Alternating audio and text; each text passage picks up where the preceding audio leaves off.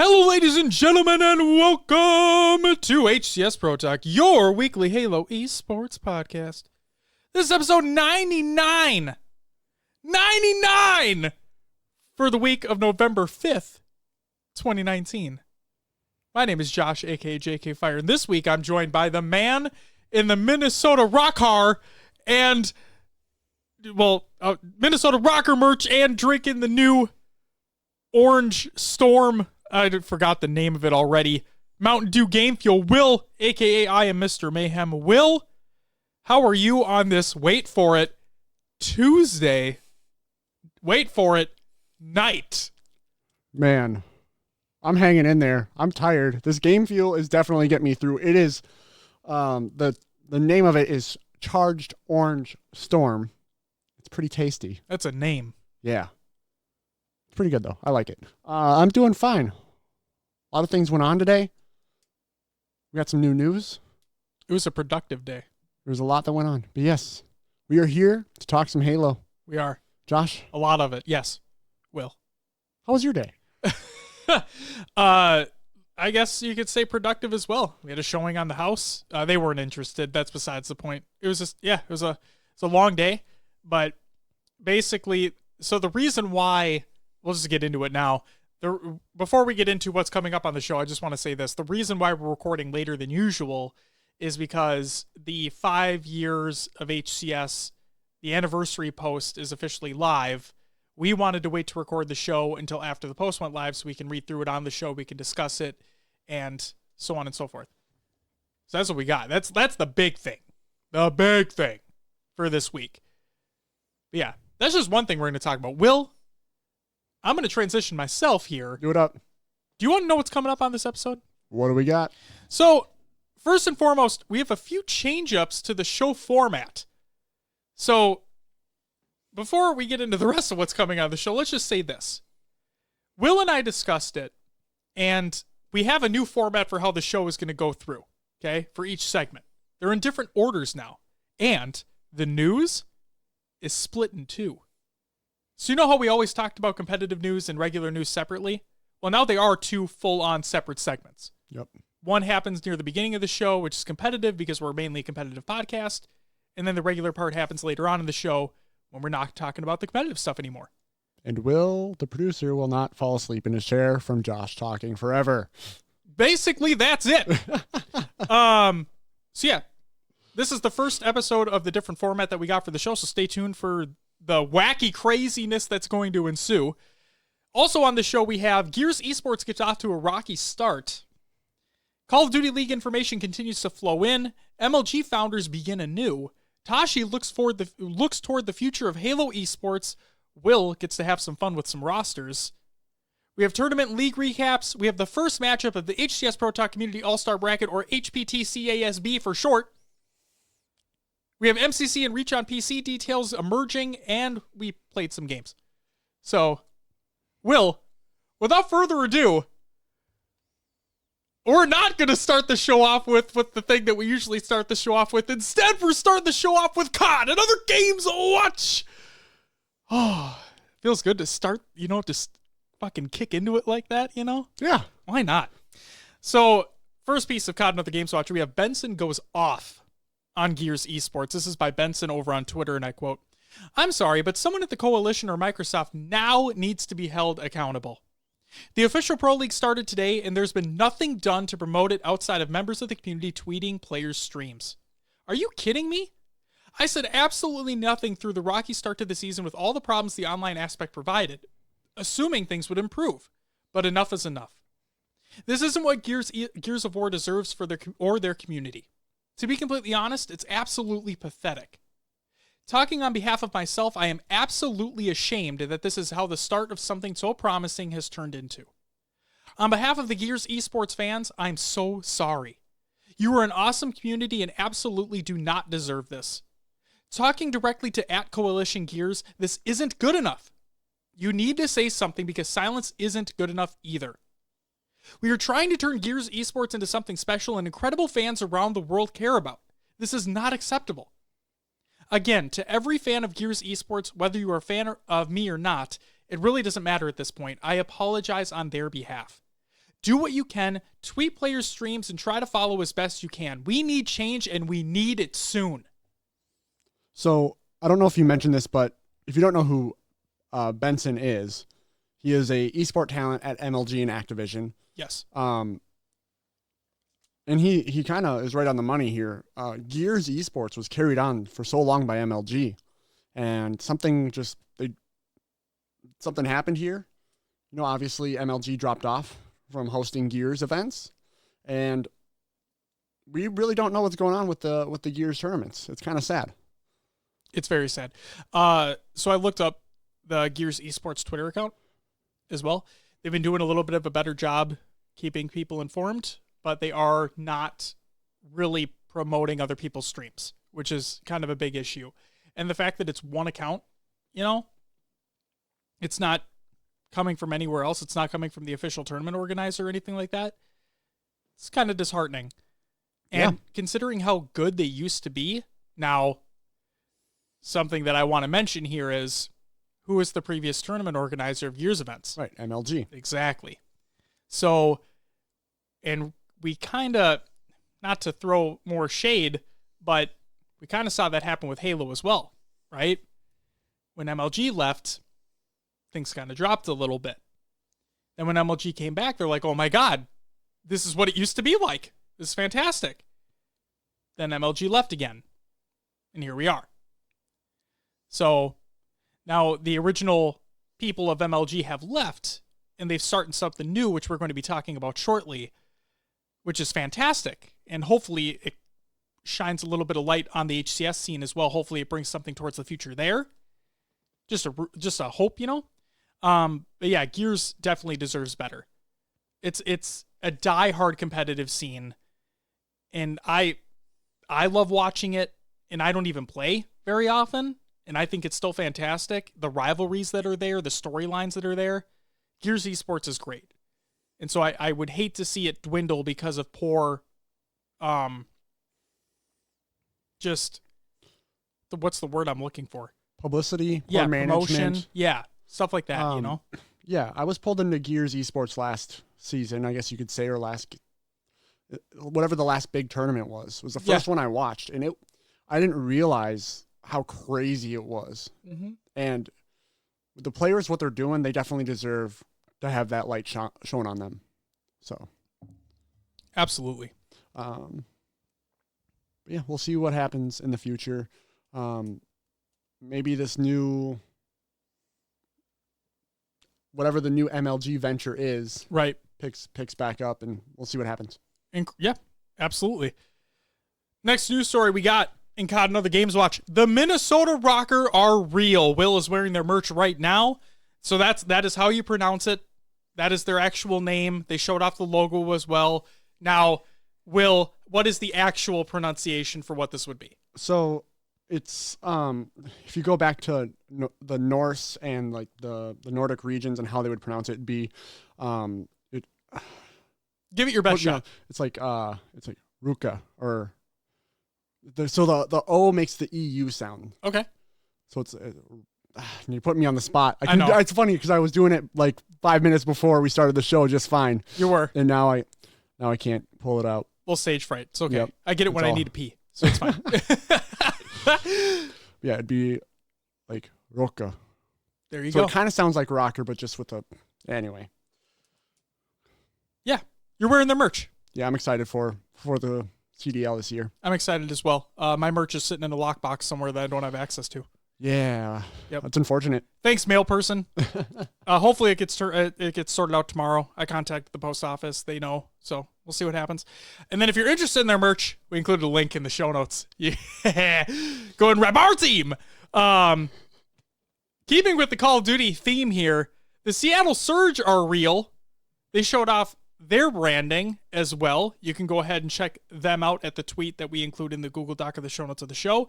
The Paris Legion are real. The name, the logo, everything was shown off. And the Chicago Huntsmen are real, along with their merch, which we include a link to in the Google Doc of the show notes of the show. Now, their logo has been a topic of contention here. The Huntsman? Yes. Have you seen it, Will? I have. Okay, it's got the 2 axes Yes. and whatnot, right? And it's... So I ordered one of those hoodies. With like the logo on the back? Yeah, before it was shown off. Okay? Oh. Because they're like, oh, it's only going to be made once, you know. They won't ship until the end of October. But... And it was before you knew what the logo looked like and everything. I do like the red and orange, like the fiery look to it. I like that. Mm-hmm. But I have to say I'm really not a big fan of their logo. I'm just not. With the 2 crossed axes, and it's kind of got this shield behind it. Yep. See, here's the thing. I like their name. Yeah. The Huntsman. That sounds dope. I don't like their logo. The Minnesota Rocker. I like their logo. I don't like their name. I get what they were trying to do with the name. Yeah. But I mean, when I'm talking about the Rocker here. Yep. And they want to tap into that kind of, you know, Minnesota, there's a lot of Scandinavian people here. Yeah. And that's kind of roots, you know, kind of brings people back. But they went with a Nordic word that not a lot of people actually know how to pronounce. Yep. And it doesn't make sense. Right. When they put out their announcement tweet and you see all the replies to it and they're like, is it rocker or rocker, like spelled differently or like pronounced differently? And the person, they reply, yes. Like, well, what is it? Wait, what does it mean? Like, what is it? How do you pronounce it? And then it wasn't until I tuned into one of their streams that I heard them say rocker. And I'm like, I had a feeling that's what it was going to be, how they would pronounce it. Like you were talking about for simplicity's sake, probably. Mm-hmm. And at least hearing it from them, now I can say it and not feel stupid about it. Sure. But that's besides the point. But yeah, the Huntsman could have went with something more like evil in the woods, right? Like something lurking or something. Sure. You know, something a little different. Well, they had in the leaked image that turned out not to be true. They had the same type of logo as the oh my god, was it one of the LA teams for the Overwatch League? It looked like a Minotaur or something like that. Maybe. Yeah, you know what I mean? Yeah. It kind of looked like that. Something more intimidating. Yeah. I could be totally wrong here, but like it had just that. Yeah, had that minimalistic like animal face of what it was, and I liked that more. I liked that a lot more than what we got here. But I mean, it is what it is.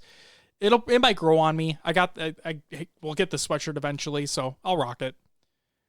Not rocker, but you know. I got you. Yeah, you got me. Next piece of information here. Call of Duty League season launches January 24th, 2020. This is by League News on CallOfDutyLeague.com, and I quote, Will and I are very excited for this because we finally got something here. Here we go. The inaugural season of the Call of Duty League will begin with the Call of Duty League launch weekend at the Minneapolis Armory from January 24th to 26th, 2020 in Minneapolis, Minnesota. We actually got an event. And listeners, correct me if I'm wrong here, but I can't remember any other large esport event that's ever happened here. The Armory is a couple blocks away from US Bank Stadium as well. Yep. So it's going to be a big night. I'm very excited. I can't remember the last time, even if there is one, where a major esport event was held in Minnesota. I don't think there ever was one. Now we've had like Apex tournaments and whatnot in places. X Games. Right. Oh, that's a good. We had the X Games here the last 3 years. We did. Snipedown was there. But this year. That's a good point. I did not think of that. That technically would qualify. Right. We were also, that was taking place the same time Outpost Discovery was in Chicago. Got it. And that's where we were. Okay. Okay. Well, either way, that's awesome. So the event will be hosted by Minnesota Rocker, obviously. All 12 professional Call of Duty League teams will compete across 3 days during the opening weekend of the regular season. The Call of Duty League follows a home versus away format with 5 versus 5 professional match play. And Call of Duty League launch weekend will also feature the season's first Call of Duty Challengers Open. In other words, it's going to be a big event. Very, very big. I'm wondering if the Armory is going to be able to hold it. Because That's feel like question. I feel like it's going to sell out super quick. I honestly do. Now, for those who don't know what the Armory is, correct me if I'm wrong here, Will, but it's mainly used as a music event. Correct. Right? Like a concert hall experience or whatever. Yep, music venue. Yes, thank you. So you're right. I don't know how this will really work out. Now, I've never actually stepped foot in the Armory before. I was going to see a show there, but I don't go to shows very often. I don't like crowds. I like to just listen to the music, you know? You have been there, correct? The Armory? Not since, no, I haven't actually. Oh, wow. Okay, so this is going to be new for both of us. Yes, it looks like it's maybe, and people aren't going to know what I'm talking about, but it looks like it's a little bigger than the Palace. Yeah. And it's kind of got the same thing where I know there's an upstairs like viewing box. Correct. Suites. They have a balcony. Yeah. And I'm putting air quotes around this, but they have a quote unquote balcony that loops around a U shape, I believe. Yeah. And then the rest of it is just general admission floor. And based off the pictures that I've seen, the floor looks pretty big.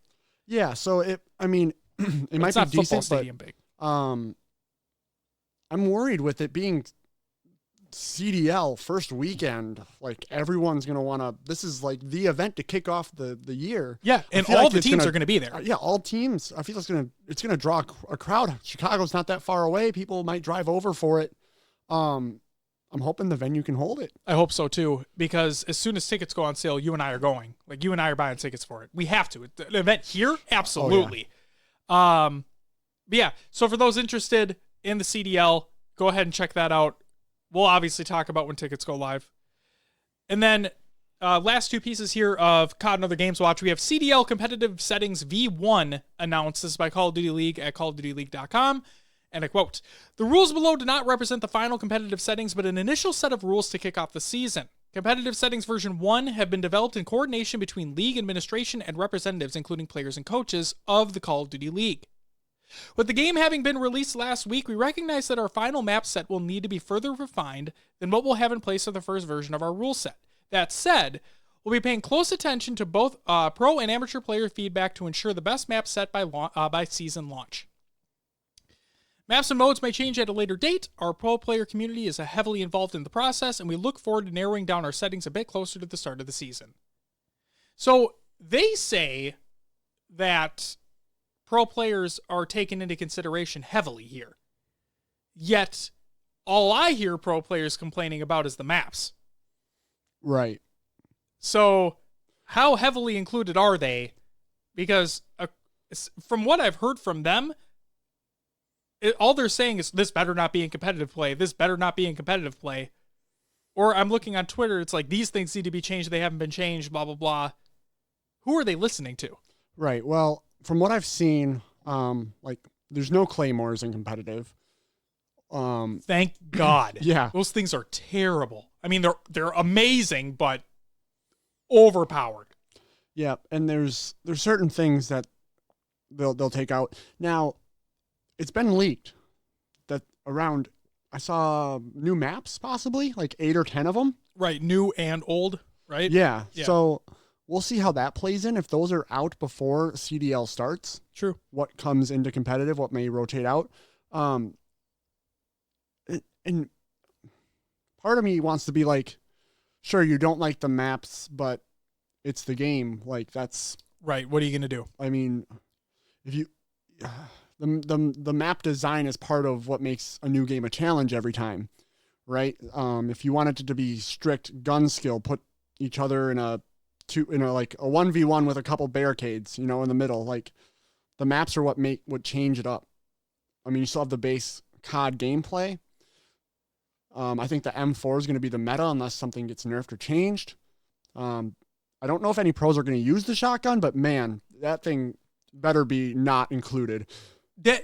Think about it this way. You can dome somebody mid-map. Like, that's how good a shotgun is in the new Call of Duty. Like, I've seen clips of just this. It's like a mini sniper. It's unbelievable.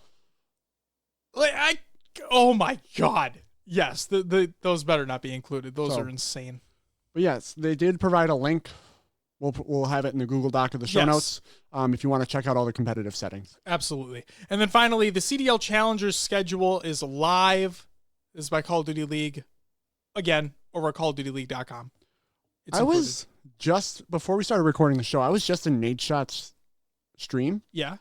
And he was mentioning, he's like, I could build a Challengers League team.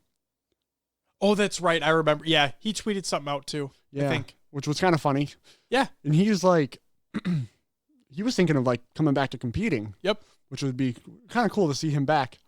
I think he'd still have it. You think so? Yeah. Let's see what he can do in the Challengers League. Yeah. Do it up, I want to Nate see it. I want to see it. That'd be hilarious. He just brings like this scrappy ragtag group of like retired professionals. He was playing with Tiny and a couple other pros. So we'll see what happens. He's got what it takes. Yeah. That's it for COD. Another games to watch. Will? Yeah. It's time for some competitive news. That's right. Now the competitive news segment's right here instead of later on. See? Format change. Get with the program. All right. First piece of competitive news. Tashi lakes the groundwork. This is by Tashi over on Twitter, and I quote, "The post on November 5th is to establish our vision for Halo Esports for Infinite. Our mission, our goals, what we've learned, and how we're taking it forward, etc. It also tackles a lot of the questions that were asked to us, including questions from you two, actually, in regards to like Moses and Saiyan, if I'm not mistaken, from the Twitter thread.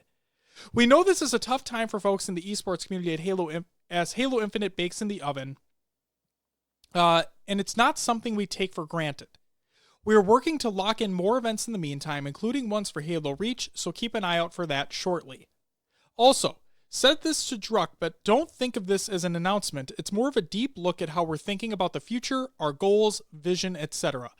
It's a long blog, so I hope everyone reads it." Okay, so obviously the post has come out, but the reason why I wanted to include this here in the news is because this will set expectations, right? Don't think that you're going to get everything in the world in this post, because you're not. Okay? We're setting expectations for what's to come. Next piece of news. DreamHack Atlanta roster lock submission has been extended. This is by DreamHack Halo on Twitter, and I quote, "We've extended the roster lock submission to be considered for direct seeding into pool play to November 8th at 11:59 p.m. Eastern. Forms will be sent out periodically between now and then, so keep an eye out on those emails." So somebody tweeted out to them and asked them about roster lock because there was like basically no information out there whatsoever, right? They finally came out and said that they're going to extend it because they probably didn't have any information out there to begin with. Great to see. I'm glad to see them on top of that. Awesome. Next news story. Elamite got his money.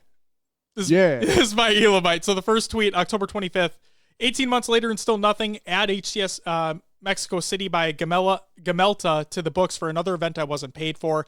On October 28th, update. I was contacted to resolve the issue. Previous PM was let go from the company. So it was just a miscommunication. Yeah. I'm glad he got paid. Absolutely. Next up, Ultimega announces a new tournament. This is by Ultimega on Twitter, and I quote, "Halo 3 2v2 tournament in SoCal. It's looking like we're going to do Saturday, November 23rd. So if you're interested, reach out to Ultimega via the tweet that's going to be included in the Google Doc of the show notes of the show. You know the drill. And let them know you're interested. Next up, MLG co-founders launch esports infrastructure platform Vindex by Adam Fitch. Not Windex, the cleaner. No, Vindex. Vindex. You know, it's like how, yeah, I'm an asshole. I'm sorry. This is over on esportsinsider.com, and I quote, "MLG co-founders Mike Sepso and Sundance DiGiovanni have launched esports infrastructure platform Vindex. The company, which was also co-founded by Brian Bender and Jason Garmis, has launched with $60 million in funding following its Series A round. Vindex's board members include the likes of Steve Bornstein, former CEO of ESPN, and Joel Greenblatt, founder of Gotham Asset Management. The platform is said to provide, quote, technology and services that power the richest experiences in esports, end quote, by helping, quote, publishers, esport leagues, and teams, end quote, according to a release And then DiGiovanni told Esports Insider, quote, I'm incredibly excited to bring together so many talented people under the Vindex banner. With Esports Engine and NGE, we have an opportunity to play an instrumental role in crafting the world's largest esports initiatives, and today's announcement is just the beginning, end quote. Vindex has unveiled the acquisition of next-generation esports and launch of Esports Engine alongside its own announcement. The former is a production company, and the latter is a turnkey esports operations company founded by Adam Apicella. As per its official website, Esports Engine is the, quote, same team that took MLG from inception in 2002 to acquisition in 2016, leading the industry in innovation and execution, end quote. It will work with publishers, broadcasters, leagues, and teams by providing turnkey technology and services. Esports Engine has already struck a deal with the New York Subliners, the newly announced Call of Duty League franchise owned by Anbox. It will oversee the team's home series events for the inaugural season, which commences on January 24th. Awesome. So, remember when we all put our tinfoil hats on and we're like, what the hell are these guys going to do now that they've all basically left? Well, turns out they all basically got back together and they're making, in my mind, the next generation of what MLG would be, right? Just bigger, better, more involved, more, I'd say more feelers out in different directions. To me, it's like, okay, so primarily they were just putting on events, right? Correct. They were TOs, tournament organizers. Yep. And now they're actually getting involved with teams, with esport companies, other esport companies to help them facilitate and grow, right? They partnered with the New York Subliners. So that means their home games, when they're being broadcasted, it's going to be through this company. Yep. They're going to have top-notch broadcasts. They're going to have probably the best graphics. Yes. It's going to be top of the line. And we might see a huge difference between a team that's doing it on their own internally and someone who's third-partied this out. Couldn't agree more. And basically, coming from the MLG side of things, knowing that they have already done all of this, this is why I was so excited for this. My tinfoil hat idea was that they're going to do that they're going to come out with a streaming platform, right? And therefore everything that goes through them will go through their streaming platform. You can watch it all. And I was hoping that Halo would be one of their first partners, right? And now hearing what they're going to do, obviously it's not what my idea was, but hearing what they're going to be doing, I agree with you. I think they're going to put on probably the best events by far. They already had that groundwork perfectly with the MLG events. We talked about it with Halo. When MLG was doing Halo events, it was on another level, right? Everyone was talking about it. Oh yeah. And it doesn't feel the same when it's not an MLG ran event. Now that they've left and made their own thing, having all of that knowledge with them, they're only going to go higher.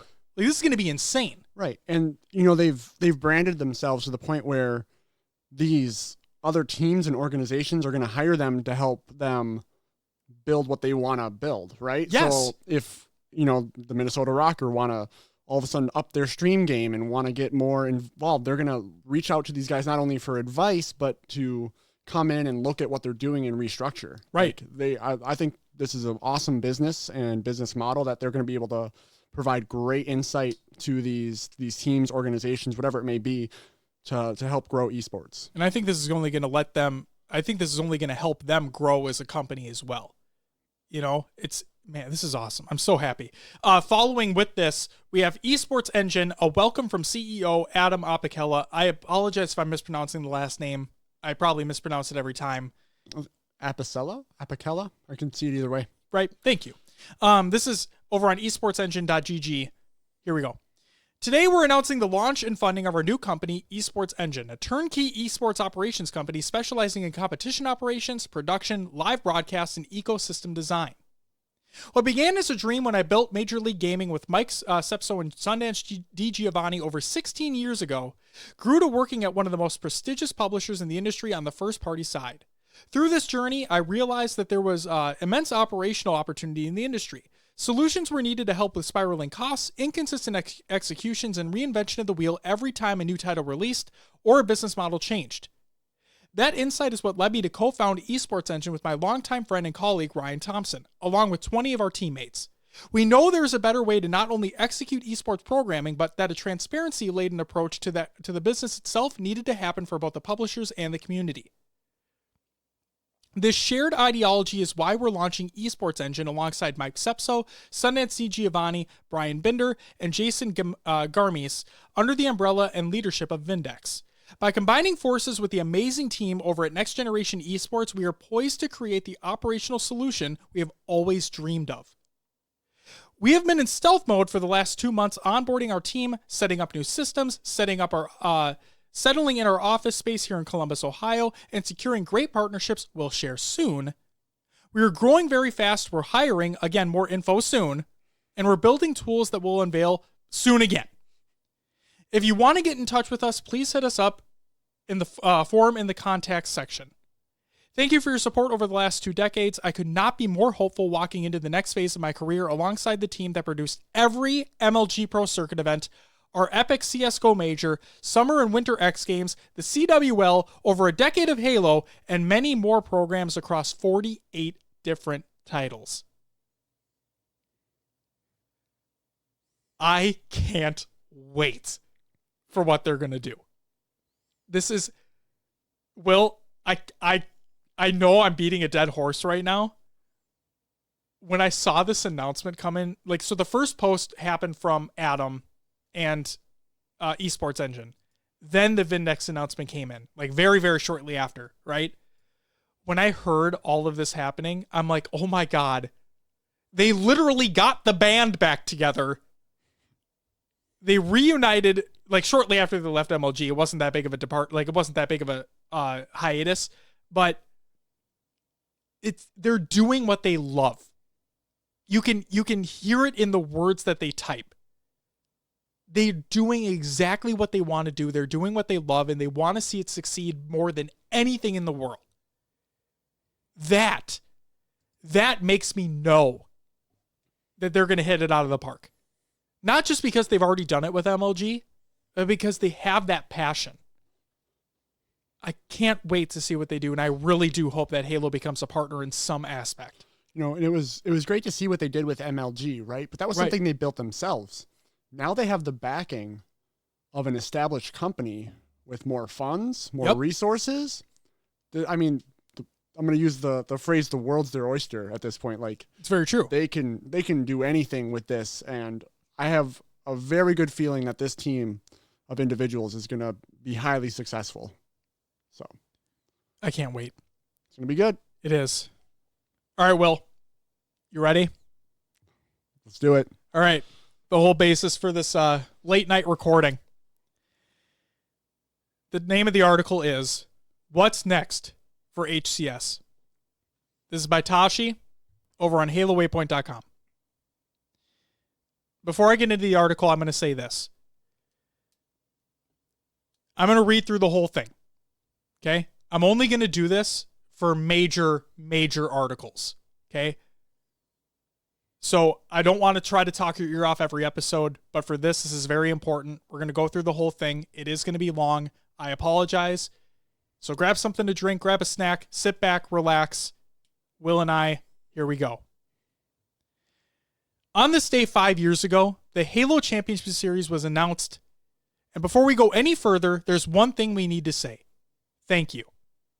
First and foremost, thank you to all the players for your dedication to this franchise and the game you love through thick and thin. Thank you to the fans who have cheered from the comfort of their own homes and live from the dozens and dozens of events around the world. Thank you to the tournament operators who put their blood, sweat, and tears into thousands of broadcast hours in all the stages constructed.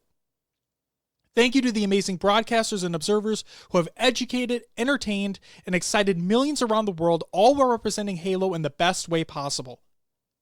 Thank you to the team organizations who believe in Halo esports and its community and have invested so much in the scene and the players that compete in it.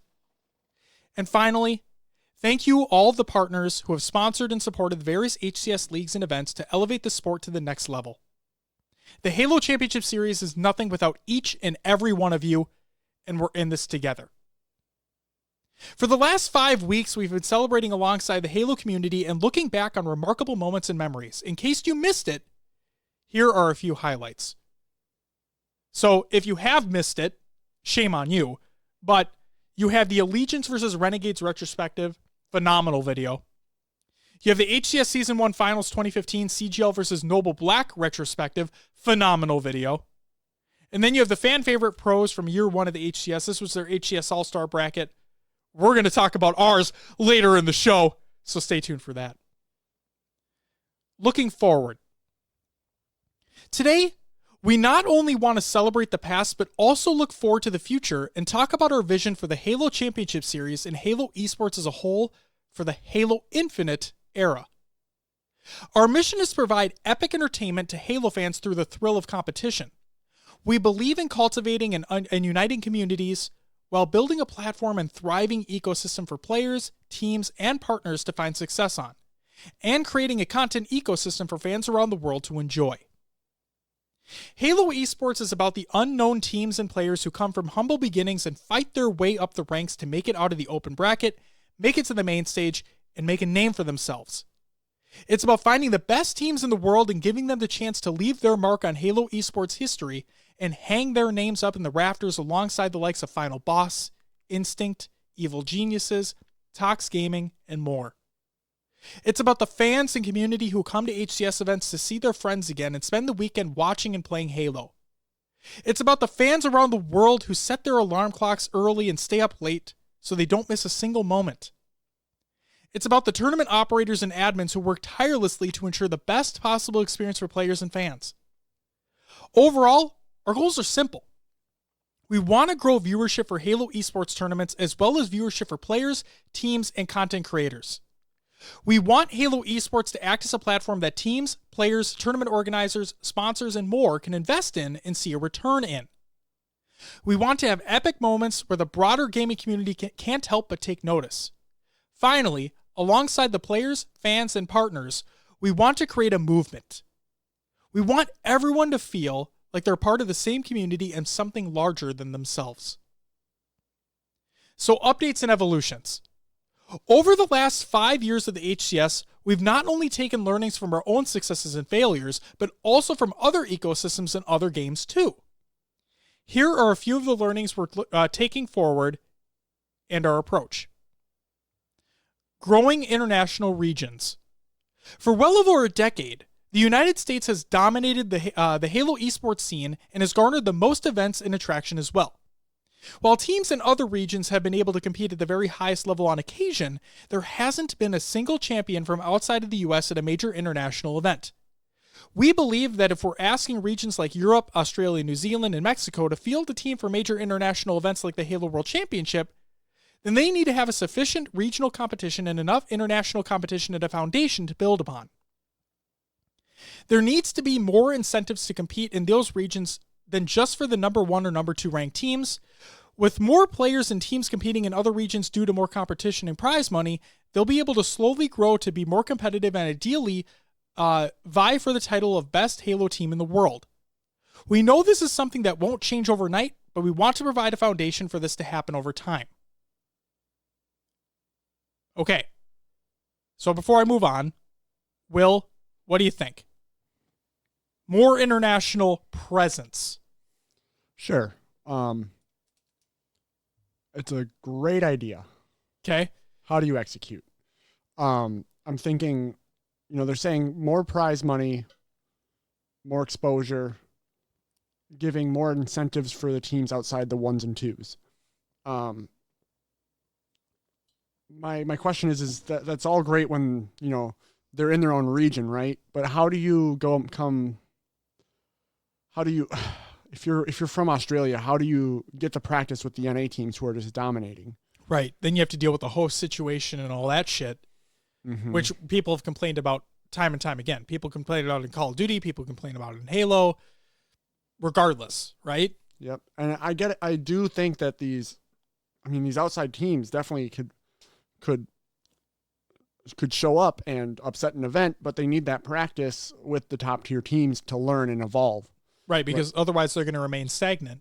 Yep. If you're number 1 in your region, but you're only at, maybe 75% of the skill level than on top NA team, you're only doing yourself like you're not doing yourself any favors by not competing outside your region. Right. So there needs to be a good way for this to happen. Is that more dedicated servers across the world? Sure. Is it, what can we do to make this happen? I really want it to happen. It'd be great. Same. Yep. But, and I know this isn't the time to ask how we're going to do it. This is setting the foundation of what we're doing in the future. But that's the first question that comes to mind is, okay, I like the idea, but how do we do this? How do we execute? Right. So now, full disclosure here, my afternoon's been very busy. Okay. My evening's been very busy. I have not actually read through this whole thing. This is me doing it for the first time.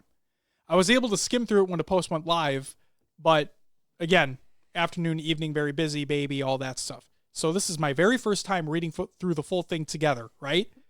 And maybe later on we'll get a little hints of what they're going to try to do to make these things happen. But again, like we talked about earlier in the show, expectations are this is laying the groundwork, right? Mm-hmm. This isn't giving full details. Right. So again, for the listeners, just keep your expectations in check. Let's move on. Relationship with team organizations. Since the HCS started, we've been very fortunate to have some of the biggest teams in esports competing, such as Evil Geniuses, Optic Gaming, Team Envious, Cloud9, Team Liquid, and more. At the time, teams would enter the sport and leave. We would be bystanders in the whole process. As time went on, we slowly started to form relationships with teams and get a better understanding of what's working for them and what isn't. We believe that team organizations play a crucial part in the esports ecosystem. They help provide support and stability for players, they rally their fans to increase viewership and exposure for the game, and they help grow and evolve the ecosystem and sport.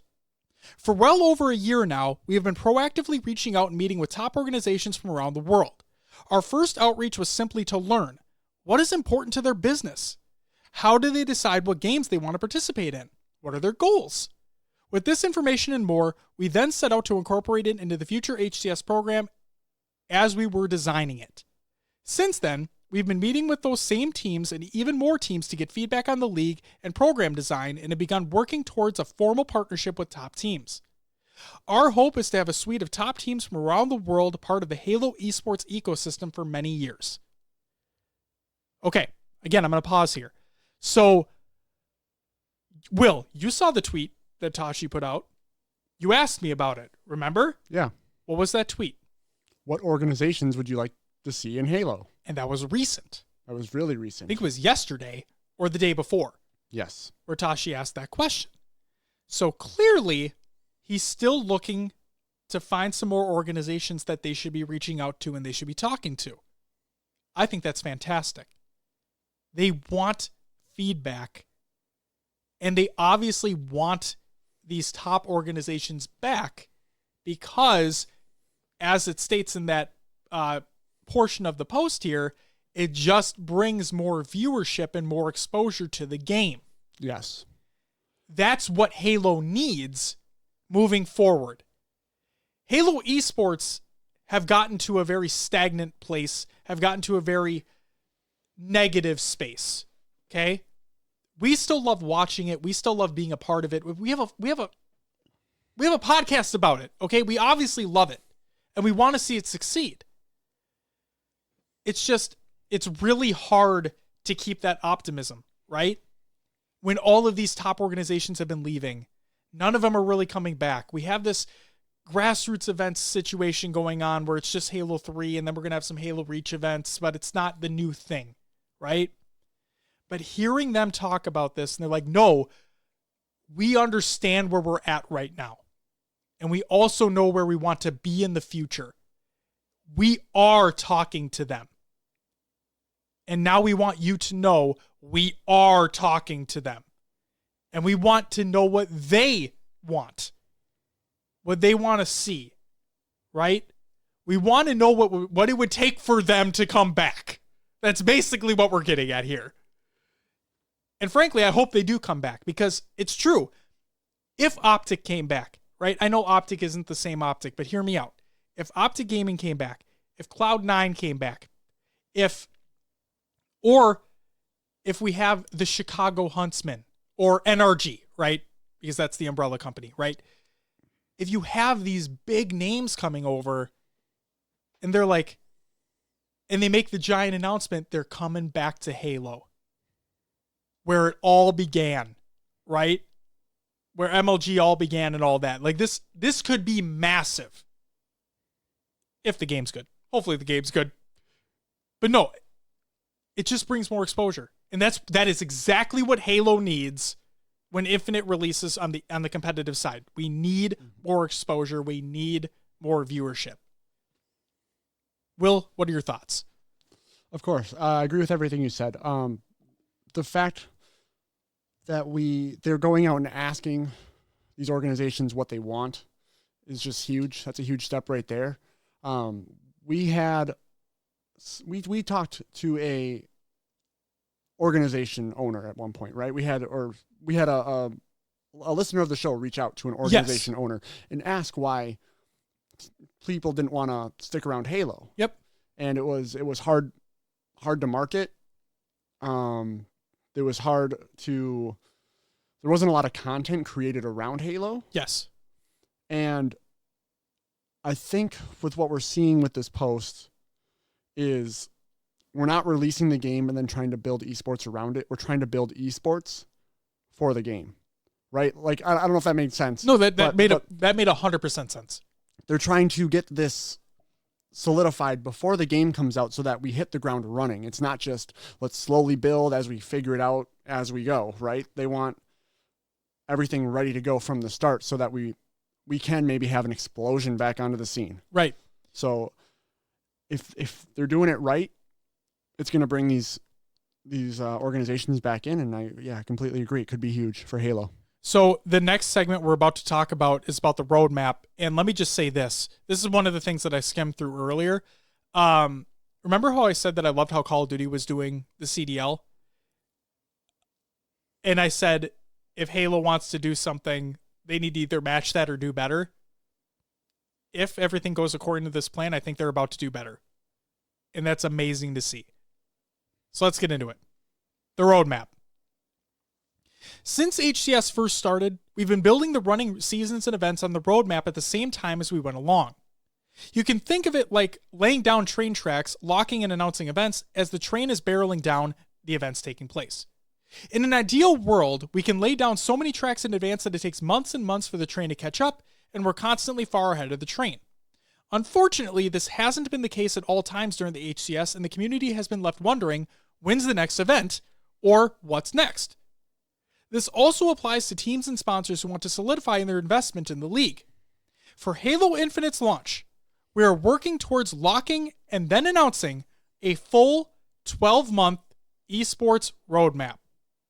This means that our goal is that before competition starts, all cities, dates, venues, rules, handbooks, formats, and more for those first 12 months will be publicly available and promoted. This is a massive undertaking and will be one of the most difficult things to accomplish, but we're currently on track to do just that. I would be astonished if they can do that. It'd be great to see. Yes. The one thing I'll say is get the first year nailed down and keep it going for the years to come. Yes. I mean, we saw Halo 5 start off at a decent rate. Yes. The first World Championship was an incredibly hyped up event. Right. So, but as the years went on, these events got scattered, no plans, and then that's where it started to downfall. So keep that momentum going into year 2, 3, 4, 5, whatever it may be. I don't know if we're getting a second Halo reimagination after Infinite. Infinite possibilities, Will. The game is never ending. I'm just kidding. Fuck if I know. We'll get Halo Infinite, and then we'll get Infinite times 2. Yeah, when more Infinite. When the next Xbox releases. Ooh. Infinite will be the span of Scarlet, right? Could be. That's what we saw with Halo 5. Yeah. Console generations are getting a little bit shorter, in my opinion, I think. Maybe. They used to be every 10 years, but yeah, off whatever. Topic. Anyway. Yep. Yeah, I agree. I think that's a phenomenal idea to keep, as they say, keep the train a rolling. Yeah. Right? but always remaining ahead of the train by a substantial amount. And I would hope that once they have that first year solidified, that they're immediately starting to work on the next. Yeah. Right? And I mean, it's not a huge miss either if they go, so they announced the 12-month roadmap to start off. Yep. And then maybe they need to wait to plan some events at the end. But if they at least give us like, hey, maybe here's 8 months of the next 12 months, we're working on solidifying the final events. Yes. That gives people plenty of time as long as you get those final events cleaned up soon. Yes. So, yeah, start off strong and keep it going. That's my big thing. Just keep it going after that. That's what the community needs. No more, hey, you have a month to get here. That's tough on people. It's very tough. Really tough. And I like how they talk about promotion as well. Yes. So by having all these events solidified in advance, they have more time to promote said events. And it gives us an opportunity to lock them down in our calendar so we can set up watch listen alongs. We can talk about them more in advance. We can have better predictions, so on. It can help us produce a better show as well. So I'm very much looking forward to if they can execute on that. Like, let's say, you know what? Okay, not to like downplay this, but let's say worst case scenario. Would you be okay with like a 6-month head start? Would that be? I mean, that's decent. Okay. Okay. That's decent. See, I don't want to set that as the bar. You know, I would love for the bar to be 12 months. I'm just trying to think. Well, I'm sad. I'm sorry I even said that. Honestly, they set the bar at a year already. In the post, They did. It's right there. It's true. Let's I was see trying to give him an out. I'm not giving him an out anymore. Nope, 12 months.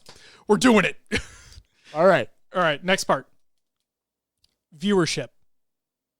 Online viewership is one of the most important metrics for success in esports. It helps translate into popularity and relevancy for a game, which is important for teams, tournament operators, and sponsors who are investing. And it's important for content creators as well, pro and otherwise, who are hoping to grow their fan base and ultimately find financial success. Because it is so important to the overall health of the sport and ecosystem, we are taking a very intentional approach in how we grow viewership, and we are working to deploy a variety of tactics. These include working to secure top teams with large fan bases, diversifying and investing in new content creators, like via HCS Grassroots as an example, ensuring our format is clear and to understand and follow, and much more. Another large shift that we believe will help viewership grow is thinking about the HCS as an entertainment brand. Running fair and competitive leagues and tournaments will always be at the core of the HCS, but in order to build a sustainable ecosystem that grows in viewership over time, we, as well as other tournament operator partners, need to really focus on entertaining viewers with our broadcasting content. It's not enough to just cover tournaments and provide results. We need to think about how we accentuate the gameplay and stories, how we reduce downtime between matches, how we create content to bring fans deeper into the stories and build an emotional connection, and how we generally ensure fans are having a good time both in the audience and watching at home. Yup. So, I had a little downtime at work today. Okay. Waiting for someone to come into my office. And I flipped on the HCS Weekly stream. Yes. And it was during this viewership portion. Awesome. And Tashi had mentioned he was on the show, and he mentioned that they took the feedback from the South by Southwest stream, the HCS Invitational, which was probably the best event all year. Yep. Actually, no, it wasn't. It's not possibly. It was the best event all year. And they took note. He said it. They took note on how people reacted to. They said it felt like them letting their hair down a bit, like they were relaxing with the extras and the quirky side things. But that was just entertainment for the rest of us, right? It was something different. It kept the downtime very minimal, and they took note on how that affected the perception of that tournament. Yes. So they know what they need to do. See, okay. Again, this isn't to throw shade or anything like that. I'm just simply stating what was seen, right? So the HCS Invitational, okay? It was technically an HCS run event, right? Within the grassroots situation, okay? The UGC's Halo Classic, right? In Atlantic City, the one that just happened recently. During downtime, what did we see? The flyover. We saw a flyover of like the pier or whatever the whole time. That is not entertaining. Was it the London event? Is that what it was? There was an international event that took place. Oh my God. Was it before Worlds? Oh no, it was no. Oh, it was a Halo 3 event. Man. Oh my God. Yeah, at Twickenham Stadium. Was that where was that? So. Face It Ignite. Got it. There you go. There it is. It's in there. Face It Ignite. During downtime, what was it? A break screen the whole time. And not even that. It was just like a barely animated thing. That was during every break. That's not entertaining. You lose people. Like, nobody's going to watch that. That's not good. The HCS Invitational stream consistently had something going on. That was entertaining. That made me want to stay and watch. Sure, it wasn't the actual competition that was taking place. I didn't care. It was fun. It felt worthwhile. It was good content. Yeah, for sure. Another thing in this section that I liked is they talked about investing time into content creators as well as the tournaments and organizations. Yes. Honestly, feedback from some content creators is they haven't really felt supported through the grassroots program, even though they're a part of it. Yes. So I like that they're bringing up that they're reevaluating this and looking at coming back to it during the Infinite timeline, because that was kind of a question too. What's going to happen to grassroots when Infinite comes? Is it just going to drop because they're now back to HCS and putting everything back on themselves? Right. But it looks like it's still going to be supported. They're going to bring in content creators. This is going to help build pro players' brand if they want to stream on the side and join the grassroots program. I mean, that's another reason to bring in more organizers in teams, organizations and teams, is if their players are streamers and have a presence outside of just competing, that's more enticing. It's more advertising, more reputation for them. So I like that it looks like they're investing in the things they need to invest in here. Yes. To make it happen. And with the release of what was it, halo.live.gg, their new website? Correct. That might be something that's heavily used in the future. Yes. We see a little bit now, but that could turn into something huge. Yes, and for the grassroots program specifically, not just including pro players, you could also have other YouTubers, streamers, and so on and so forth that have continually carried on the Halo brand when Halo has quote unquote died off, Right. And yeah, it's the future. I said it consistently, but I think it still holds true. The future looks bright. Not just for Halo Esports, but just for Halo in general. All right, next piece. An open ecosystem. Halo Esports was built on a legacy of an open format and ecosystem, and it's our intention to continue and evolve that foundation. There are two important parts that make this up. One for players and one for tournament operators. For players, we believe that any player around the world should be able to jump in and compete either online or at one of the many open events on the roadmap. While we want to reward teams that have been competing at the highest level since day one, we also want to ensure that if you and your team are good enough, you can find a way in and be successful at key points in the roadmap. We also believe that there should be milestones along the way for new, amateur, and pro players to aspire to within a year. For tournament operators, we believe that having multiple tournament organizers investing and participating is overall healthy for the ecosystem. Different tournament operators have different capabilities depending on a variety of things, including broadcast, event operations, and regional expertise. We also want to, via HCS Grassroots and the official HCS program, give tournament operators an aspiring path to build a sustainable business and grow to run not only more competitions, but also ones with higher stakes in the roadmap. We believe that an ecosystem of talented and dedicated tournament operators with potential for greater opportunities will encourage a sense of competition amongst each other, which will ultimately create a better experience for fans and players. While working closely and supporting the growth of these partners, we can also ensure they innovate in a way that's cost-effective to strive for the long-term sustainability. Okay. This part scares me a little bit. Yep. And I think I know exactly where you're going to go, but I want you to go first. All right. So when they talk about having multiple tournament organizers and investing in different tournament organizers, that means we're going to still see the DreamHacks, the UGCs, where we haven't roadmap. In the roadmap, right? Mm-hmm. So that's where you see, UGC's coming up.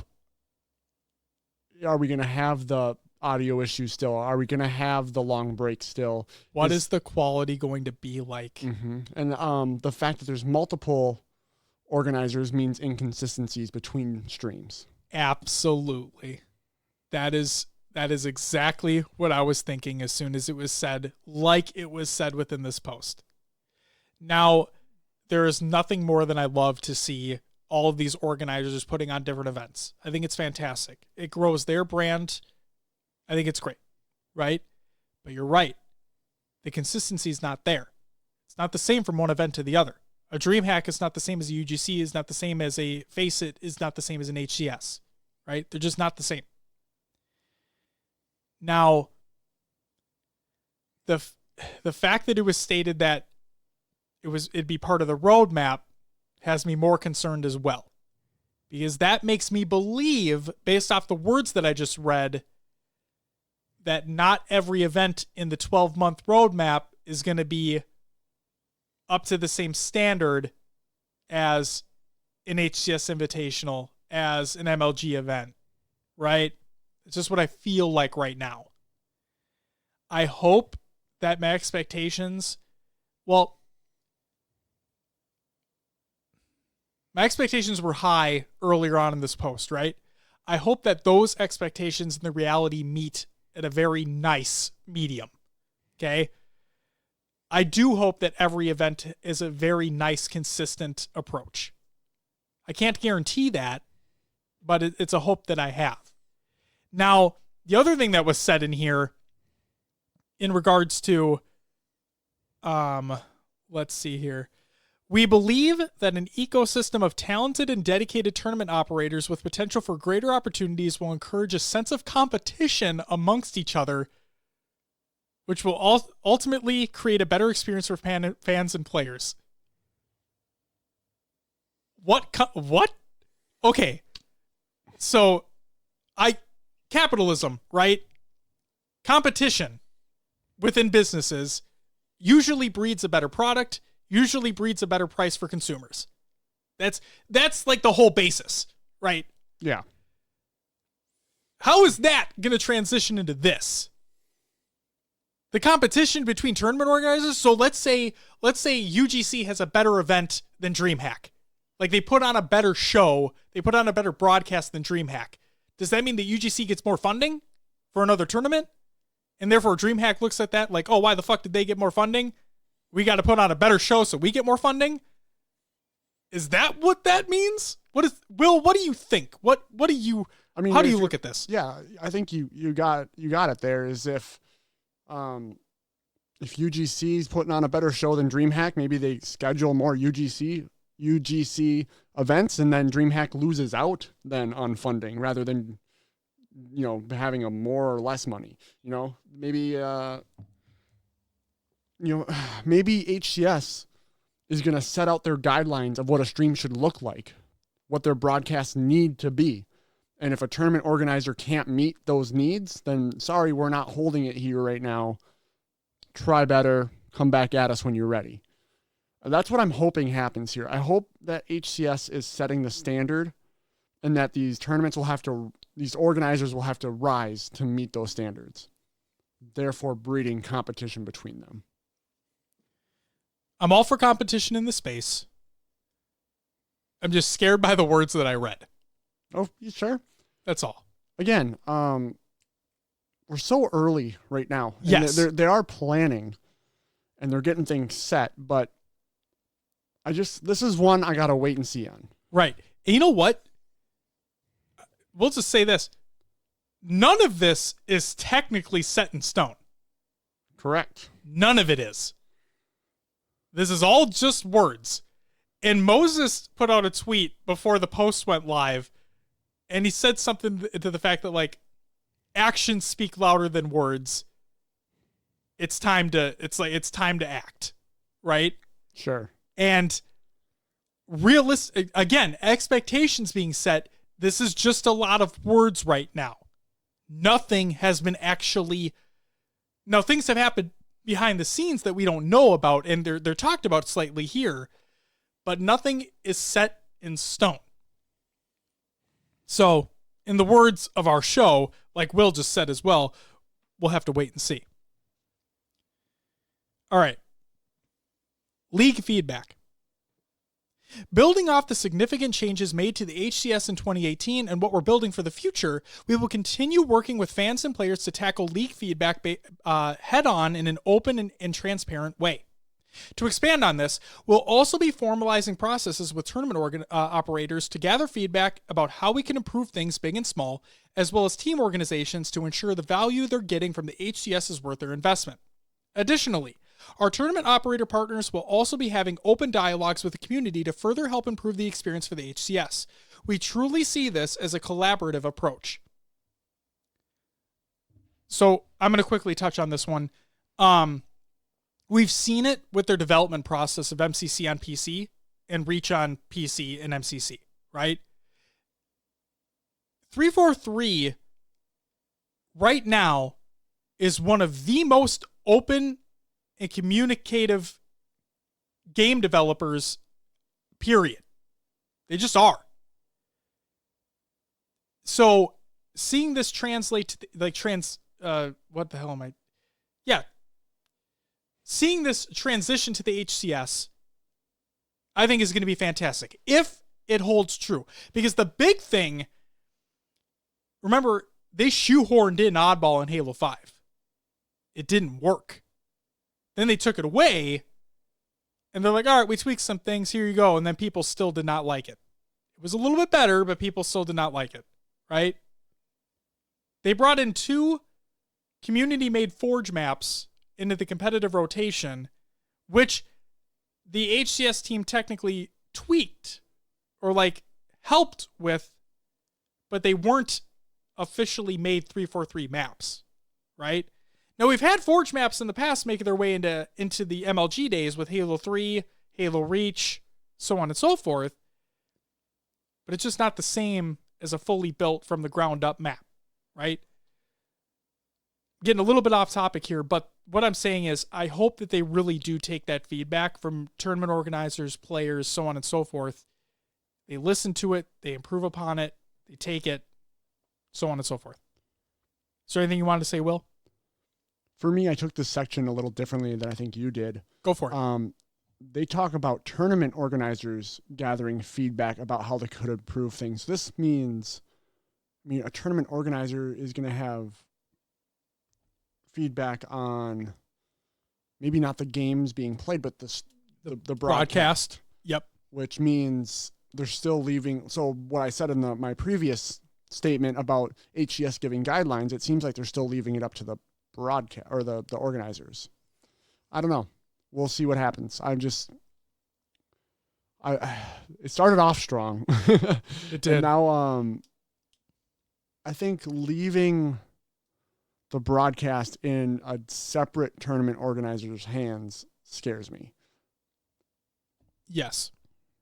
But if HCS is a part in running it while they're just there, I guess I want to know a little bit more on that aspect. Or if they just take on Vindex, then problem solved. It might not be that easy, but Next part.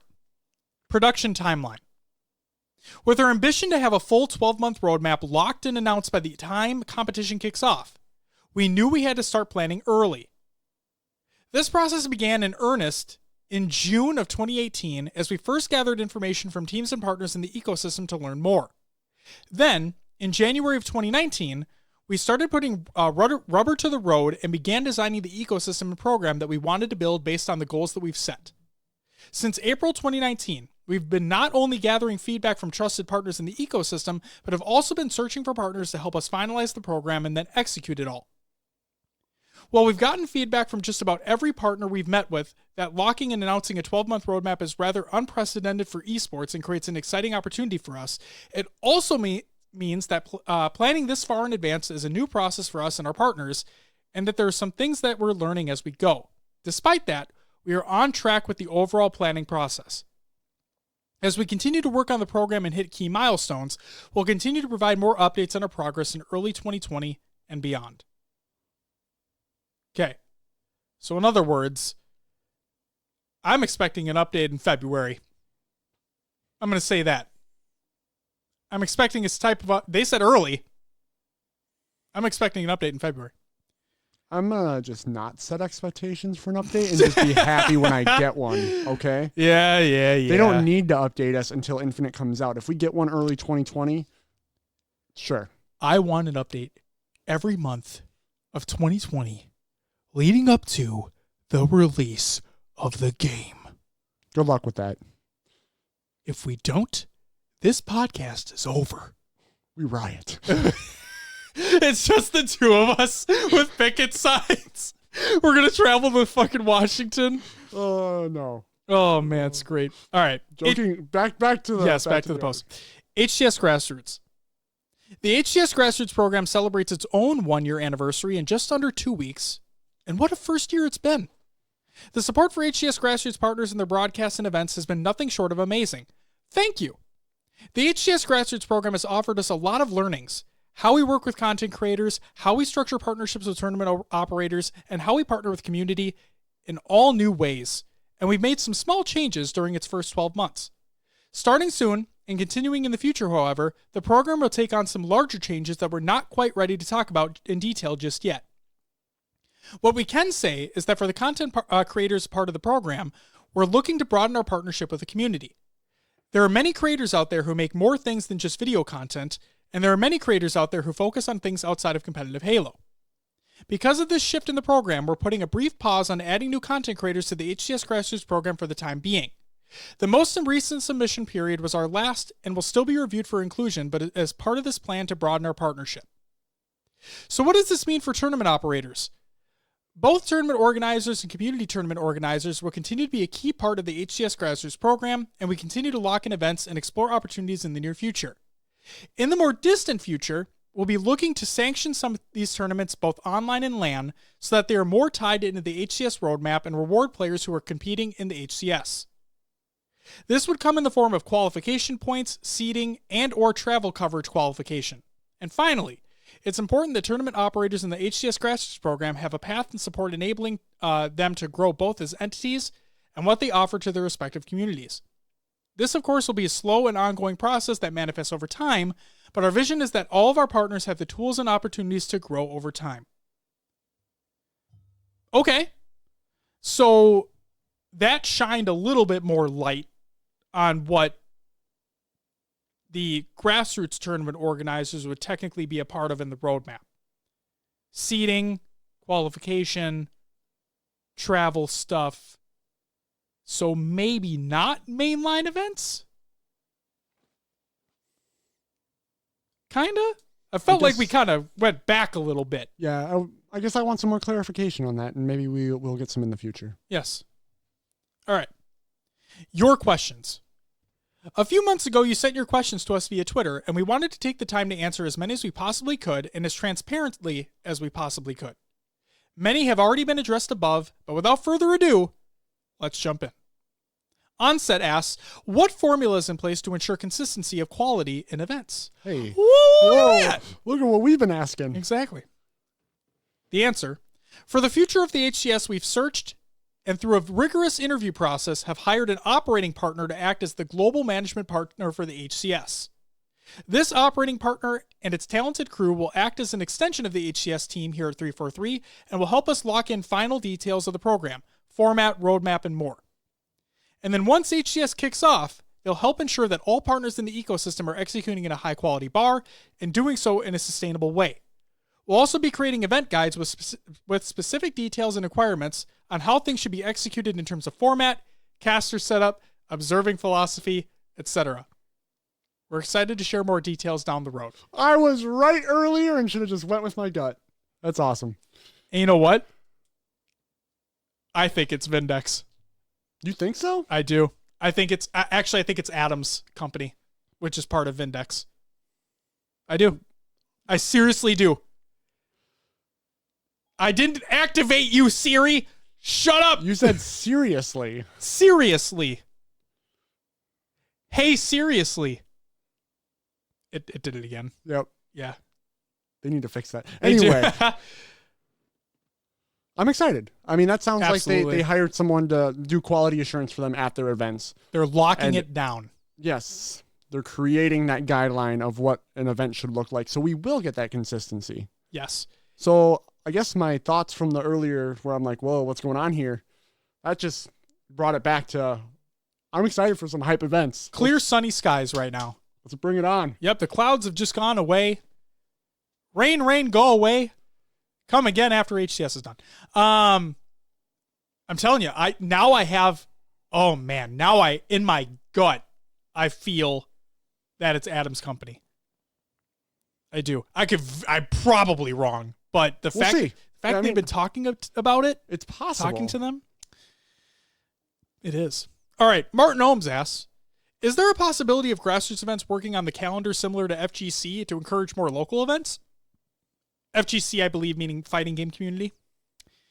Will we be seeing events with multiple games or just Halo? The answer. For the first question, yes. That's been the vision of the HCS grassroots program since day one. In the future, we envision a bustling grassroots scene, both online and LAN, for players to participate in outside of official HCS events. The main difference is that we want to sanction these events so that they play a role in the overall HCS story, have qualification stakes, and fit into the roadmap as best for players and viewers based on learnings from both the Halo scene as well as others in esports. We're still determining the specific balance between giving these HCS grassroots events meaningful stakes and striking the right balance is crucial. For the second question, that's certainly a possibility and we'll continue to explore opportunities that come up. It's not a priority for us or the program, but there are definitely some benefits that we see for fans and players when we're at events similar to DreamHack or partnered with the Coalition for a Gears and Halo joint event. Ultimately, growing viewership is one of our key goals, and ensuring that we have the space on the overall esports roadmap for fans to tune in is very important.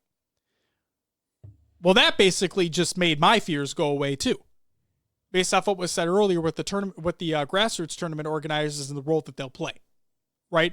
That basically just, in conjunction with the official HCS events, their events would be based off qualifications, stuff like that. So, okay. Batchford asks, what will your guys' long-term plans be for regions outside of North America? EU, Latin America, Australia, New Zealand, Asia, etc. Also really like Legend's idea of different leagues for different skill. More encouragement and reason to play equals higher chance of growth. Keep up the transparency. Cheers, dude. Answer. We touched on this above, but this was a major issue that we were tackling head on. We envisioned that these smaller regions, in comparison to NA, have major team organizations invested as well as smaller organizations. They have enough regional competition, HCS and HCS grassroots, to make competing worthwhile and sustainable, that there's a real path for growth competitively, and that the region is producing content and those important stories are being told. Most of that was one sentence. Oh my God, run-ons, Batman. Hey, he made it work. He did. It will take time for these regions outside of NA to grow in scale and competitiveness, but we believe it's important that they have the opportunity to compete at the highest level and potentially win global events as well.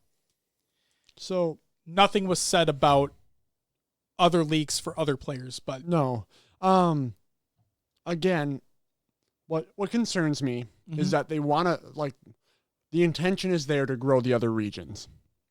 But realistically, is the money, is the fandom, are these events going to generate for HCS? You know what I mean? Does that make sense? Where I'm kind of going with that? So will there be enough competition outside those regions to sustain? Is the sustainability there? Yeah. Yep. I mean, they could try all they want, but if the competition's not there, you can't really fault the HCS for that. Right. And you can't force it upon them either, right? So on the Gears side of things, okay, Gears in Mexico is huge. The Gears scene in Mexico is massive. It's absolutely massive. The COD scene in the EU is massive. Okay? The Counter-Strike scene in the EU is massive. The Dota 2 and League of Legends scene in Korea, Asia, massive, right? Halo has always been a North American thing, Okay. Its biggest presence is in North America. That doesn't mean it has to stay there. It also doesn't mean that you can force it upon other regions. There are other regions that enjoy it, but if the sustainability is not there, you just can't force it upon them. You have to let it grow organically. And if it doesn't, then it's like, well, at least you tried. And it looks like they're trying. They want to see what will happen if more things are thrown at it and see what sticks. If it sticks, fantastic. Continue on. If it doesn't stick, at least they tried it, and you can have events still there. It'll just probably be at a lower scale. But at least they're trying. Or at least they're looking to try. Europa Halo asks, is there a plan for grassroots community tournament organizers in the making, especially those outside of North America? Will the HCS roadmap be available or talked about before the game launches, as it needs to be well established before the game drops and to not leave players in the dark? Also, will there be more frequent HCS events, both World Opens and regional? Felt the biggest letdown for EU Halo was an average of 1 to 2 events a year when we could have had 3 to 4. Answers. 1. We envision that HCS grassroots tournament operators play a larger role in the overall HCS story. 2. Yes, it's our goal to have a full 12-month roadmap available just before launch. And 3. Overall, yes, and how that pans out will be made clear in 2020.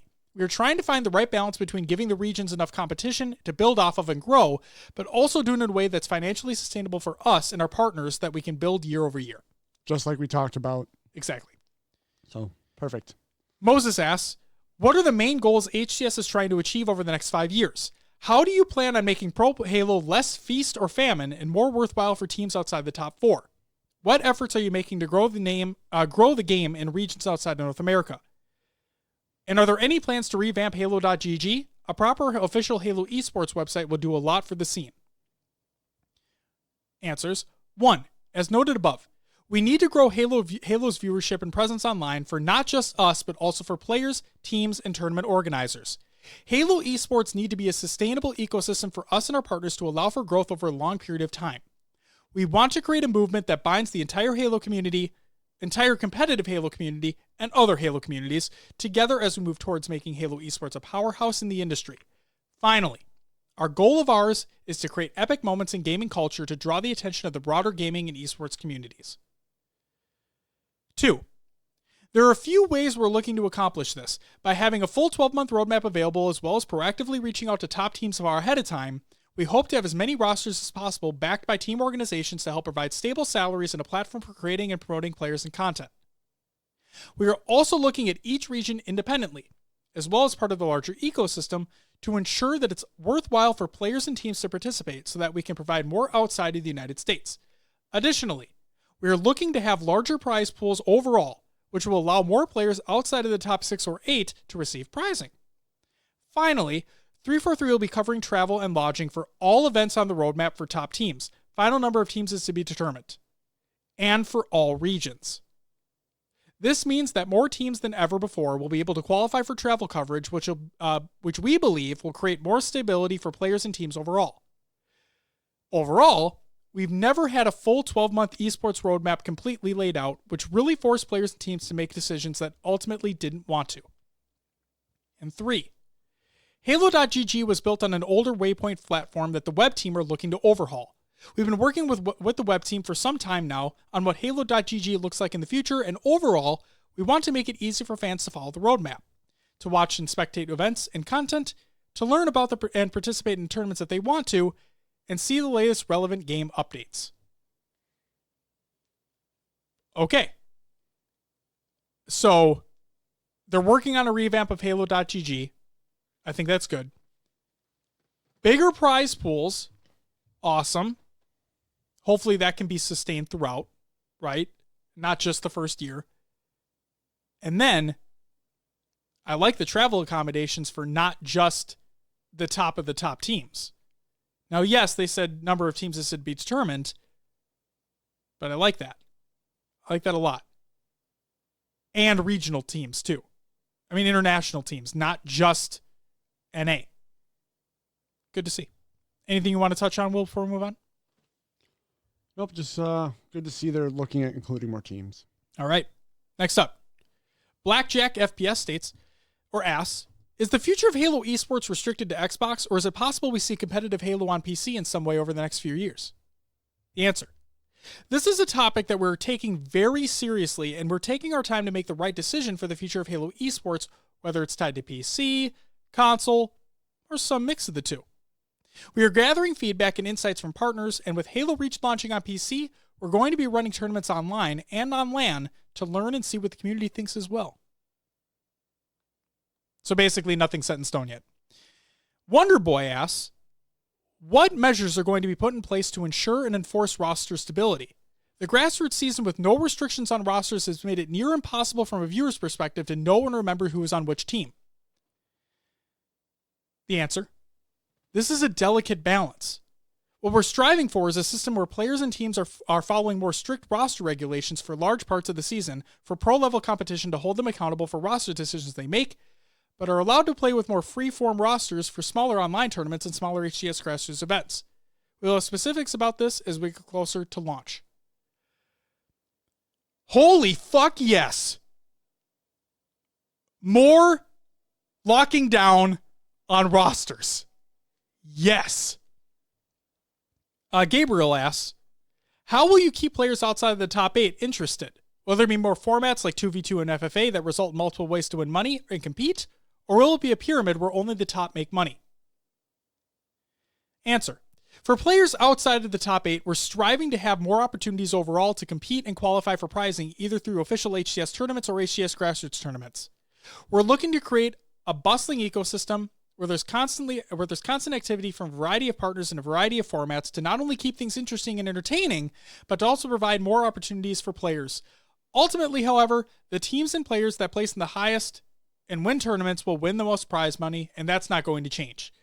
We do want to ensure that they're not the only ones making money in the scene, however.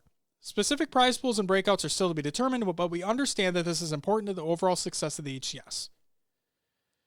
Pixel Flare Halo asks, we'd love to see more offbeat matches and modes like the BTB session. That was super fun to watch. Of course, actual competitive-driven modes are the priority, but imagine an 8-player tag team of pros taking on each other with full chaos. Answer. We're glad you like the Big Team Battle Bonanza as well. Overall, we do want to incorporate more modes and experiences in the broadcast to mix things up on occasion and keep things as entertaining as possible. We have a few ideas we're working on.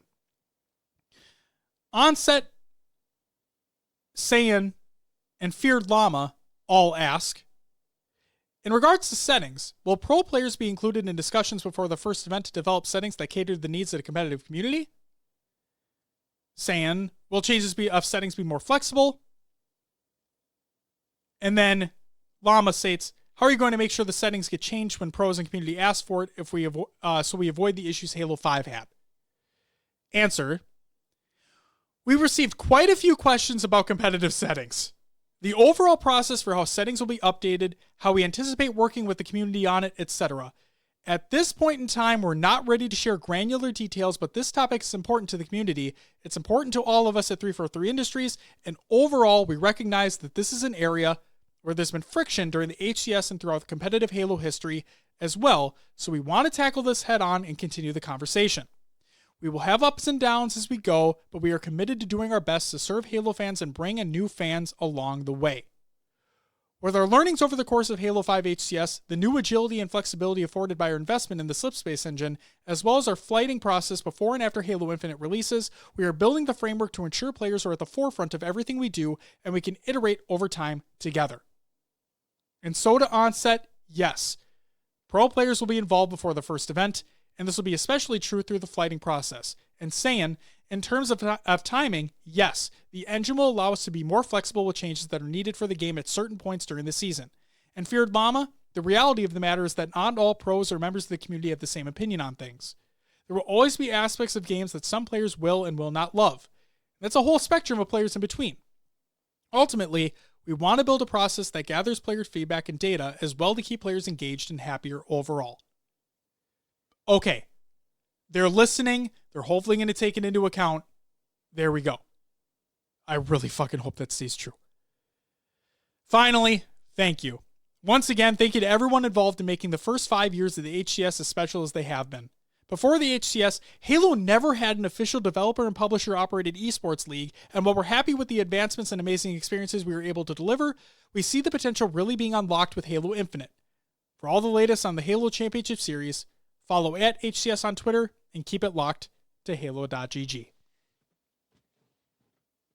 There you go. The post has been officially read through in full. Like I said, that's the first time I've done it, so a lot in there.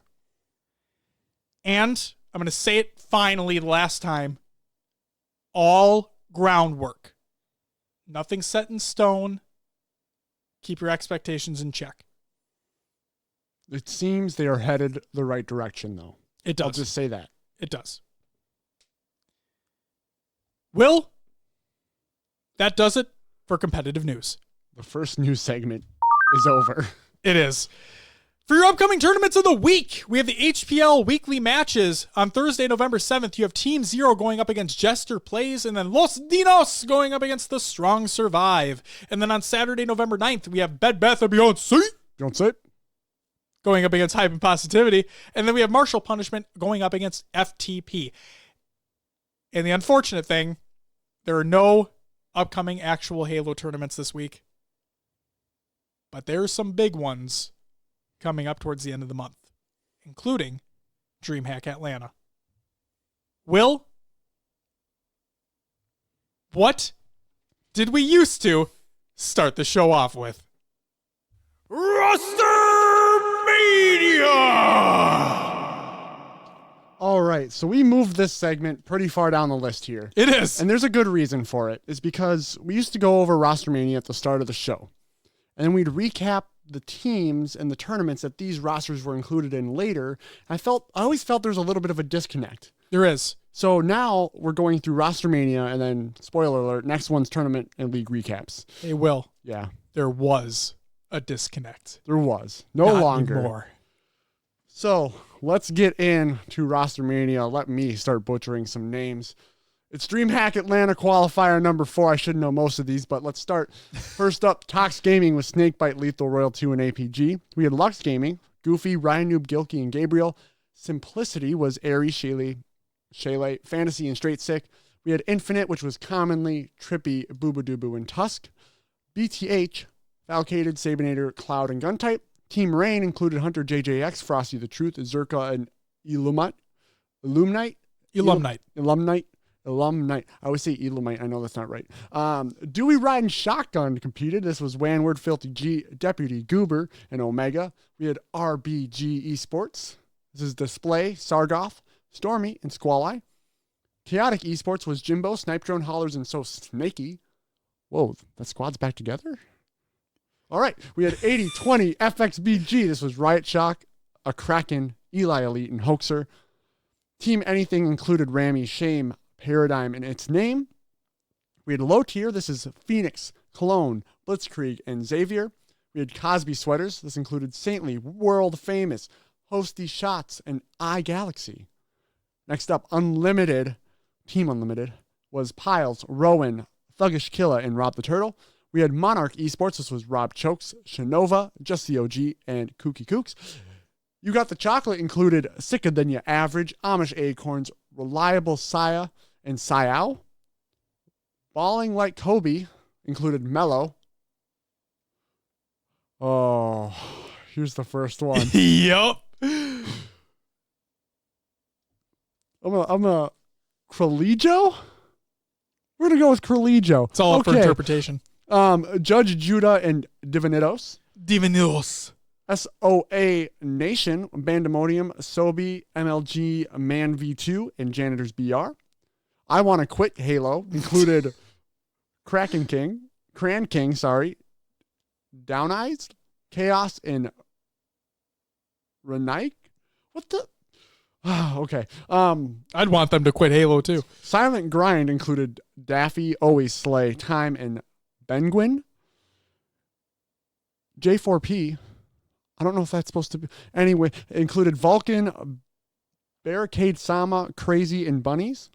Rated R Esports was Clowny, Just Improve, Pandalicious, and Seizure. Fatal Strike was Prophecy. FSVTHORV. How would you? What Maybe is it's just Thor. It's Thor with some. Yeah, because it's. It's FS Thor. I'm going to go with FS Thor. Sure. Frey delivers in Holy Water. Team The Plumbers was Combonified, Obnoxious, The Real Vital, and Morningwood. Swerve included Pizza Vicious, Poop Man 2 Clutch, Co, and Map 2 Clutch. I want to know, seriously, where like they decided that their gamer tag is going to be Map 2 Clutch and Poop Man 2 Clutch. Poop Man. I want to know where like that came from. Good question. Next, we have the Cuddly Woodleys. Great name. Beautiful name. Zypok, Glocksmith, Rizza, and Touchy. Or Touche. Ooh. Could be. Next team, Annihilate the Rest. Magnitude, Devlin Dubbin, The Bestro, and Paradigm. Lucendi Gaming, Beatley, Sandal, Hercules, and Blange. We had GGK, this was Lebowski, Heavy Gunner, Smoke Supplier, and Crayola. Say and Pride included Holic, Gold Star BR, Guitar Hero Dude, and Swish. Birds Aren't Real was Atari, Dreamtaker, Happens, and Short Bus. And Classic included Padawin, Bob's Ambition, Too Nice, and Atlas. Last but not least, we had CL Esports. This was Bullet, Atzo, I think it's supposed to be Drift, and Noble. You might know him as Drift. And then last but not least piece of Roster Mania. Demon D makes an announcement. And it says Josh will read the tweet. I'm not going to read the tweet instead because it's really negative. We'll include the link. You can read it if you want. Basically, he's stating that Demon D is not going to compete at DreamHack Atlanta. He's probably not going to compete until Infinite. And he throws Scarvane under the bus hard. Damn, man. Yeah, there's just like, I'm sure probably some of it's justified. But yeah, there's a lot of negativity in that post. So to paint a picture here, remember how Trunks was competing in the qualifiers? Like, some pro players would pick him up, he'd play alongside them, things look great, right? Trunks decided that he's not going to be competing at DreamHack Atlanta. It's unfortunate. Trunks, I fucking wish you were there. I love you. It seems like a similar thing maybe happened with Demon D and Scarvane, where he like kind of took Scarvane under his wing and then realized that maybe that wasn't the best decision. I don't know. Just, yeah, if you want to read through that series of posts, go right ahead. It's included. Google Doc of the show notes of the show. You know the drill. Will. Yeah, that does it for Roster Mania, man. What do we got for the tournament recaps of the week? All right, starting off, let's go with the Halo Premier League weekly matches. The Strong Survive took on Bed Bath & Beyonce. Beyonce? It was a 3-2 close match going to Bed Bath & Beyonce. Beyonce? Next, we had Hype and Positivity go up against Jester Plays. Jester, unfortunately, forfeits to Hype and Positivity, so Hype and Positivity take the win. Out of the Halo Draft League, Quit the Build went up against You're in Trouble. It was a 3-0 to Quit the Build. Relentless went up against Optimistic, 3-0 to Relentless, and Relentless also took on Trash Cans. It was a 3-0 to Relentless there as well. So they are showing some force, Team Relentless. My Halo Academia went up against Trash Cans. It was a forfeit to the Trash Cans. So Trash Cans actually get a win out of the week. Next up, SWAT Nation, No Woman, No SWAT, H5 4v4. Unfortunately, this tournament did not happen. It was said over on Twitter. We're sad to announce that the No Woman, No SWAT tourney has been canceled due to not filling the minimum quota of 12 teams for it to happen. Thanks to all the ladies that did sign up. Stay tuned for an announcement tomorrow. We'll see what their next announcement is, and hopefully they can put something else on that people will be interested in. I just don't know if it was bad timing or what, but usually their SWAT Nation tournaments really are full, and I'm wondering what happened in this instance. But either way, moving on, we did have the SWAT Nation Swatoween Halo 5 3v3. Here's the results in 7th through 8th. We had Kakashi, Llama Lotion, and Diversity. And then team with Kennedy, Snipe, and Cryptic Shades. 5th through 6th, first team was Smokey Dig, Serial, and Abrupt. Second team, Lucky Tegan, Drip Drip Double, and Gunplexion. In fourth was Tyrant, Shabby Dagger, and Sucka. Third, taking home $100 was Sicky, Legends, and Sika. Second, taking home $150 was Stress, Article, and Batchford. And in first place, taking home $250 was Falcated, Bound, and Formed Buzzard. So congrats for winning the SWAT Nation Swatoween Halo 5 3v3. Next up, the DreamHack Atlanta qualifier number 4. So some big stuff happening here. Might give us a little preview of what we might see at DreamHack Atlanta. And 9th through 16th was Team Anything, I Want to Quit Halo, 8020 FXBG, SOA Nation, Low Tier, Cosby Sweaters, RBG Esports, and You Got the Chocolate. In 5th through 8th, Team Rain, Dewey Riding Shotgun, Believe the Hype, and Chaotic Esports. 3rd, 4th, Simplicity, Mantra, which is actually, Mantra is what is now the Infinite roster is. Yes. And second was Lux Gaming. And in first place, Tox Gaming. So Lux showing some force here. They took the last tournament. Yep. They've been placing very well. Placing very well in qualifiers. We'll see if they still bring that same fire and catch fire again in this next tournament. I'd be excited to see it because breeding more competition at the top just means more exciting Halo. Absolutely. Moving on. We have more for you. Even more. Hey Mattify's Halo 2 Fright for All results. This was a free-for-all tournament that he put on. Halo 2 free-for-all Halo tournament. 2. He loves his Halo 2. That's his game. He does. So 8th place was Churches Burning. 7th was LaFiery. 6th was Cactus MF Jack. Motherfucking Jack. 5th was Stevis. 4th was the Frenetic. 3rd was Rodriguez LA, taking home the $50. 2nd was Zycane, taking home $100. And in first place, taking home $350 was Stormy V2. But wait, there's more. Last but not least, we have Console Gaming League Early Turkey Halo 5 2v2 results. 5th through 8th included Team Horizon, Team XD, Spartan Soul, and Demonica Purple. 4th was Dirty Danglers. 3rd was Two Idiots.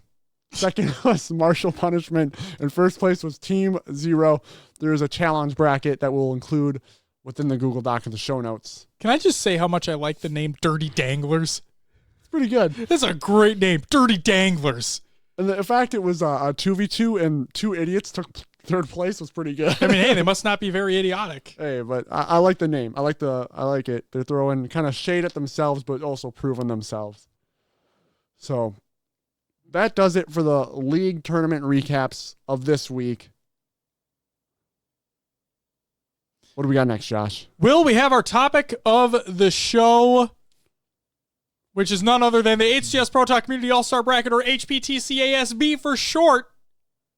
You're right, Will. It's not very short, but I like saying it anyway because it's great. We have our first matchup, Royal 2 going up against Stellar. So, Will. Yes.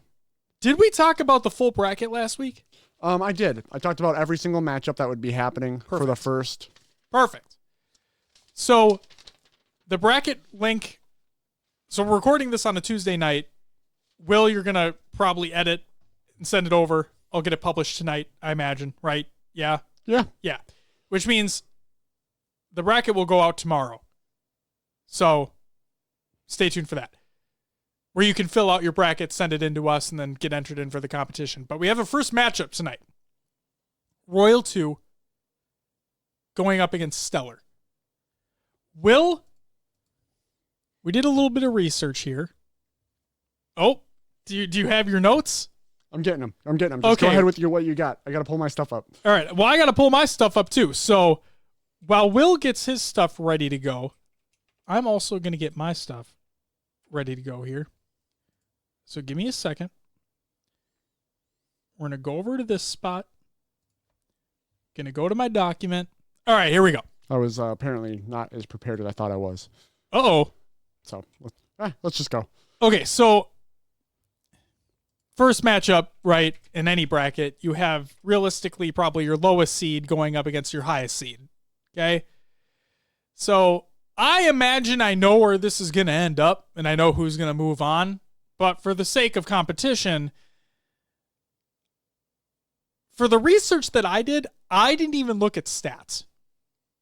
Okay. I don't think I needed to. But there's a reason because of that. So let's talk about Stellur first. Or at least I'm going to talk about Stellur first. Okay? Okay. He's a one-time Halo World Champion in Halo 5. He won with the Splice roster that was unbelievably dominant when they came on the scene. Okay? But let's go through where he began. Okay? Now, Stellur, unlike Royal 2, only competed in Halo 5. Stellur did not compete in Halo 2 Anniversary where the start of the HCS happened. Okay? So we only have Halo 5 events to go off of. But you're going to notice a trend here throughout Stellur's career within Halo 5. So for X Games Aspen 2016, Stellur was on a roster for Renegades. They took 4th in their first event. Pretty great, right? Then things kind of dropped slightly. So for the Halo World Championship North American Regional Finals in 2016 and the Halo World Championship 2016, that Renegades roster placed top 8. Okay? A little bit more competition came into the fold. They just weren't able to keep up. They placed top 8. So he then leaves that Renegades roster and joins Enigma 6. And while unfortunately not an HCS event, at 2050 Chattanooga 2016, they took 1st. Okay? Now, if you look at the other teams that competed at that event, there weren't other top teams there. So it wasn't a normal HCS event. A lot of the top teams weren't there, but technically they took 1st. So a win's a win, right?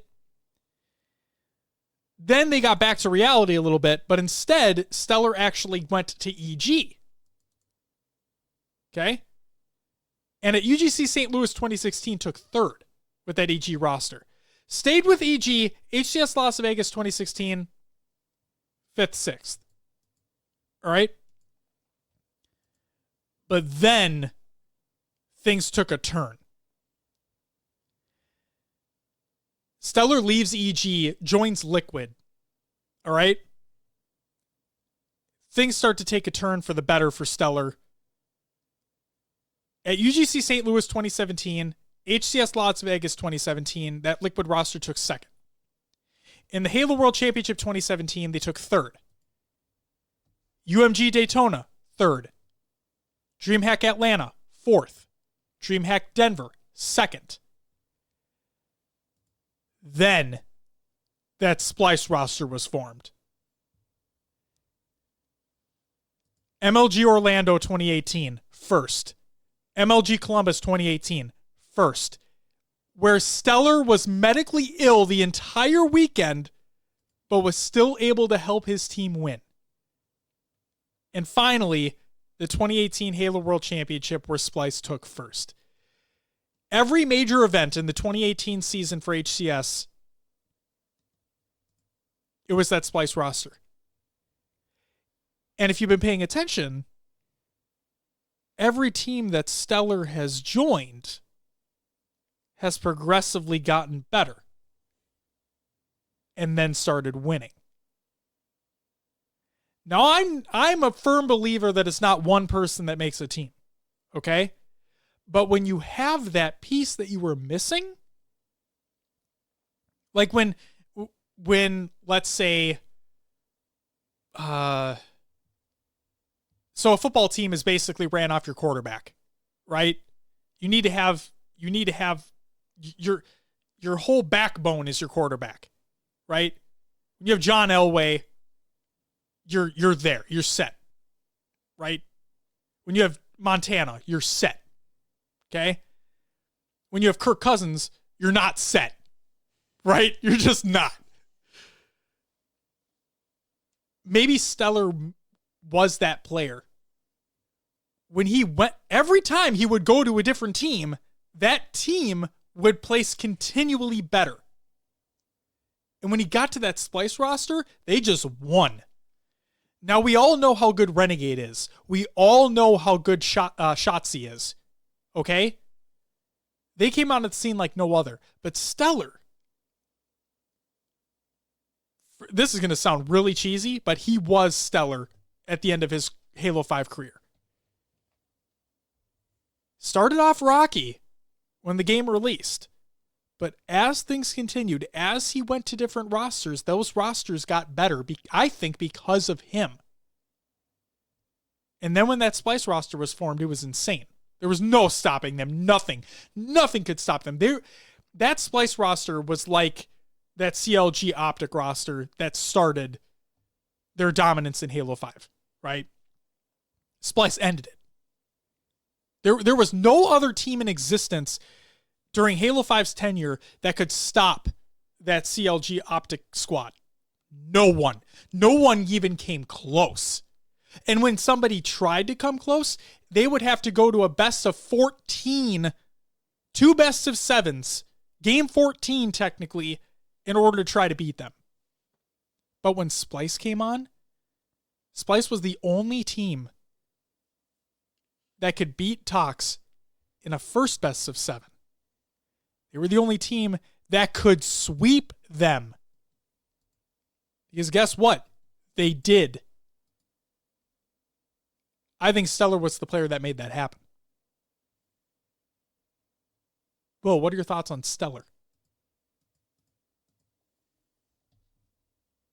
I think you said enough there. I don't know if I need to jump back on top of that. Do you have stats? I mean, over the life of Halo 5, right? Stellur had a 1.66 KAD. Yes. And a 1.06 KD. Okay. Not horrible. No, I mean, that's positive. It's also, if you look solely at KD, over the top, he's at the bottom of the top 10 players, right? Right. So he's up there in terms of overall player base, but a little low based on the top 10 players. We chose the top 16 for this bracket. And then, KAD coming in at a 1.66. I mean, he's down pretty far on the list for tournaments. But like you said, he was just on those teams that continued to win and get better. Yep. And you always saw improvement, and it's hard to ignore that. I really you went on for far more information than I had, so yeah. That's all I got. That's pretty much all I got about Stellur. All right. Shall we move on to Royal 2? What do you got for Royal 2? Oh man, I'm excited for this. I'm just gonna let you take this segment and No. Because you have stats. I don't have stats. I have a few stats, okay? Well, we can talk about this. Okay. So again, the reason why I went on a lot about Stellur is because it really pales in comparison to what Royal 2 was able to do. Okay? Royal 2 is a tenured Halo professional. He played not just in Halo 5 and Halo 2 Anniversary, but played in previous Halos as well. Okay? But for the HCS era, what we're talking about, what this bracket is based off of, Royal 2 is a 2-time Halo World Champion, CLG in 2016, Optic Gaming in 2017. Both Halo 5, because that's the only time the Halo World Championship has ever existed, is in Halo 5. Okay? He is the best. He is the most successful Canadian Halo player in history. That's a fact. Based off his winnings, he is currently the most successful Canadian Halo player. Okay. Halo 2 Anniversary, right? This man, on the teams that he was on, never sucked. Realistically speaking, let me break it down. The MCC Launch Invitational, the first Halo 2 HCS event, Halo 2 Anniversary HCS event, it took third. He played on SDK. Okay? SDK was bought by CLG. So they just transitioned into being CLG. Right?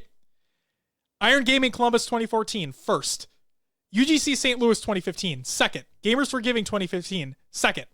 HCS Season 1 Finals at PAX East 2015, second. Iron Games Atlanta 2015, fifth place. Why? Roster change. That's why. They didn't stick together. But then, HCS Indianapolis and the Season 2 Finals, second. Then Halo 5 happened. So who was? So for those who don't know, I wasn't around for H2A. Yes. Who was the ones beating them? Because they're consistently in second and third. Who was the top team during H2A there? I'm curious. Let me find out. I'm really curious because who was on that team? What were they doing? Who was together? Why were they doing so well together? Was it Roy our boy? Was it Roy our boy? Let's find out. I'm curious. Let's find out where they lost. Hold on, I want to find out who is on. Okay, so the original roster that was continually taking second place was Ogre 2, Hines, Snakebite, and Royal 1 as the coach. Okay, so Royal 2, Ogre 2, Hines, and Snakebite. Then Hines went away, Cloud came in. So at that point, that's when they first took that fifth place, but then they got second, and then Lethal came in, and Frosty came in for Halo 5. Okay. So the question was, who continually beat them? That answer, Evil Geniuses. Snipe down Lethal, Lunchbox Roy with Coach Towie. Was Roy our boy? I got something right. It was Roy our boy. There we go. All right. Now let me make sure that that is consistent. It is. So EG squad dominant through H2A. Okay. It very much. Yup. All right. They were. So there you go. Okay. That was Halo 2 anniversary, right? Consistent second place finishes basically across the board. Yep. Then Halo 5 happened. Now, X Games 2016. This was the big pivotal moment where Lethal left Evil Geniuses to go on the CLG team. CLG drops Ogre 2. Okay. Everybody thought, oh my God, what the hell are you doing? You're consistently been winning. Why leave? Turns out, EG, I guess, was right in that regard. That CLG squad took second. Now, it was a hard-fought battle. They took second. Then they didn't take second for quite a while. Halo World Championship North American Regional Finals in 2016, the Halo World Championship 2016, the HCS Summer 2016 season, ESL Burbank Summer 2016, ESA Orange County 2016, all first place. All of them. But then, the fall 2016 season, they take second. ESL Burbank fall 2016, they take second.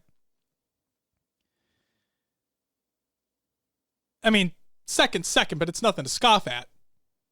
But then they kept winning. So UGC St. Louis 2017, ME Las Vegas 2017, and the Halo World Championship 2017, they won. Then things start to take a little bit of a turn, right? UMG Daytona 2017, they took second. But the HCS Summer 2017 season, they took first. Then the Splice roster came on the scene. So, at that point, DreamHack Atlanta 2017 and the fall 2017 season, they took second. DreamHack Denver, they came back and took first. And then Orlando 2018, Columbus 2018, the 2018 World Championship, New Orleans 2018, they all took second. And there you have it. Royal 2, in my mind, now I don't know how this bracket's going to shape up according to votes, but in my mind, he's easily top 4, if not first. Like, he's unfucking believable. And just from my end here, I'll just throw in the stats from the Halo 5 perspective because that's what was able to be tracked. Yep. 2.21 KAD, 1.39 KD, highest out of all pros.